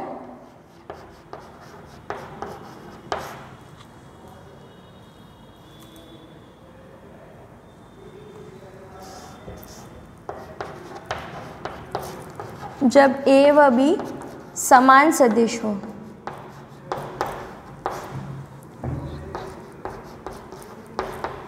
समान सदिशों का क्या मतलब है, लाइक एंड पैरेलल का मतलब दोनों एक जैसे रहेंगे, मतलब समान सदिश यानी कि इक्वल वेक्टर्स या फिर लाइक वेक्टर्स वो होते हैं जिनका मैग्नीट्यूड भी सेम होता है और डायरेक्शन भी सेम होता है। इसलिए यहाँ पर वेक्टर ए का मैग्नीट्यूड वेक्टर बी का मैग्नीट्यूड इक्वल रहेगा, वेदर इसको ए कहो या बी कहो आपकी इच्छा है।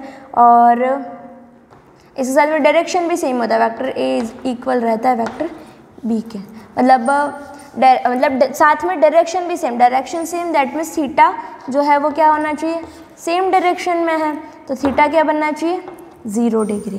तो उसके हिसाब से ए डॉट बी क्या बनना चाहिए, that is magnitude of A into magnitude of B, angle क्या बन रहा है cos 0, तो यहाँ पर क्या हो जाएगा a into A into 1 which is your a square.